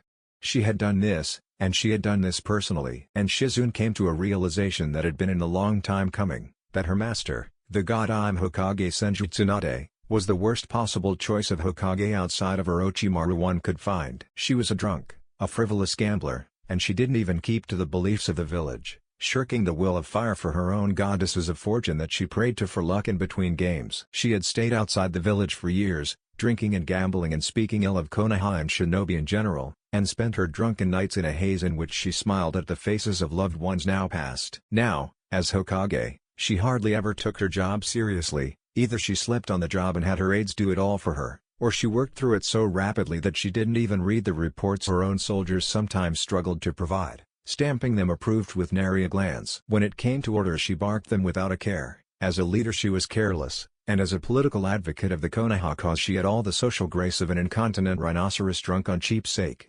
She was vain, slothful, frivolous and hostile. But this, Shizune growled at the folder in her hands. With this, Tsunade might as well have become exactly like Orochimaru. Naruto was the closest damn thing she would ever have to a son, and this was what she did to him? A man, dirty and clad in rags despite his shaven head declaring him to be a monk and a holy man, had arrived at Konoha just an hour earlier, and had pleaded to speak with the Hokage. Apparently, the Hinata, Temple of Fire, had been attacked by Akatsuki, and KaiserKou, a former member of the 12 Guardian Ninja and Daimyo Zozen's bodyguard, had been killed, the temple destroyed. This was an act of aggression made towards the citizens of their nation and upon their sovereign land. This was tantamount to an invasion, and that was enough to rouse Tsunade from her exile. So the woman had stormed out of her office, shouting orders to the left and right, and Shizune had quietly slunk into her office to clean up after her and make sure she was taking care of herself. But she had found piles and piles of horrid research, most of it old and conducted by Orochimaru, a man so thoroughly without scruples that he was considered to be as cold-blooded as the snakes he summoned. But one folder, labeled Arctic Fox, was new, and the contents of it were written and ordered by Tsunade's hand. How could she? Shizune raged at it silently, angry tears streaming down her face. What had made that kind but faulted woman descend into such evil? It was nothing but evil in its purest and most malevolent form. What did she have for justifications for this matter? How could she possibly see anything good with doing something like this? Ah, Shizune, said the voice from the doorway of that office, and in stepped Tsunade whilst idly fanning her face. There you are. It seems Akatsuki are on the move, and have attacked our vassals at Hinata. I've organized a search for the vermin, which Asuma will be leading. Most of our Jounin force are out in the field now, and she stopped as Shizune looked up at her, rage burning in her eyes. You bitch! Shizune snarled and flicked out with her hand, sending senbon needles tipped with a paralyzing poison hurtling through the air. Shizune, what? The Hokage barely managed to dodge the projectiles in time, the needles caught upon her sleeve but failing to touch her skin. What the hell is going on? You! Shizune was at a loss for words, her hands trembling as she held up that vile folder for the medic mistress to see, Tsunade's cheeks going pale at the sight of it. You dare? You dare ask that? Why? Shizune, wait. The Hokage pleaded of her apprentice and oldest and most constant friend. Give me a chance to explain. This is about the bigger picture. Fuck the bigger picture, Shizune shouted, tossing the folder to the ground to spread the photos of living organs all over the floor. And fuck you. How could you do this to Naruto? He's the one that inherited your brother's and fiancé's will. The will that will be his death, as it was theirs, as it was every single one of my predecessors? Tsunade replied in a sudden deathly calm. You've no damn idea how much I regret this, Shizune. We learned almost nothing new, and I almost killed him. But to think of the greater good. She paused, breathing heavily, justifying her actions to herself just as much as she did to Shizune. It's an insidious way of thinking. For the greater good you feel like you can justify anything. Then justify this. However, the black-haired poison expert was having none of it. He's your successor, damn it. Your kinsman. And yet you cut him up like a fucking fish at the market to see what color his organs have. You don't understand, she shouted back, rage in her words, frustration paramount in her mind. None of you do. This is a dangerous damn world, and all that matters is the power to stay alive. Why do you think I've spent my life drinking and gambling away the assets of my clan? I lacked the power to prevent my brothers and fiancés' deaths. No more, I will have the power to protect this village. I will be weak no more. That is my vow as Hokage. You're just as much as a snake as Orochimaru. Shizune returned the sneer, and Tsunade was struck silent by the hatred in her words. I should have seen it before. You're weak, and no matter what you'll always tell yourself, you'll always be weak. And so, saying nothing further, Shizune moved hastily across the floor, gathering up the folder she had thrown and clutching it in her hand so hard that her knuckles turned white. She needed this. For assurance. If she had this, then Tsunade wouldn't come after her when she went away. An insurance of her safety, That's what it was. And Shizune realized that she was thinking just like the head of her family. "My surname is Shimura," Shizune suddenly said, and Tsunade flinched at the utterance. "I know my great-uncle would have done the same as you. But he's as dead as a doornail on the inside. I never expected this from you, not from you of all people." With that she moved towards the double doors of the office, stopping only shortly in the doorway. "I won't speak of this to the council or to Danzo," she said in a low voice. "I won't put Naruto through any worse than you already have. But if you make another damn move at him, I swear upon my ancestors' graves, I will kill you." Shizune Tsunade reached out, begged her to understand, but Shizune turned only her shoulder towards her, her tone icy cold. "Consider my apprenticeship terminated, Senjutemi. We're through," she spat before she marched out the door, leaving the Hokage to stand alone in her office, staring unseeing out the window towards the faces of her betters carved into that far rock. Then, slowly, she put her hands to her face and began to weep over what she had become. That's the end, guys. If you enjoyed, then make sure to leave a comment. This is Chaos Shinobi signing off.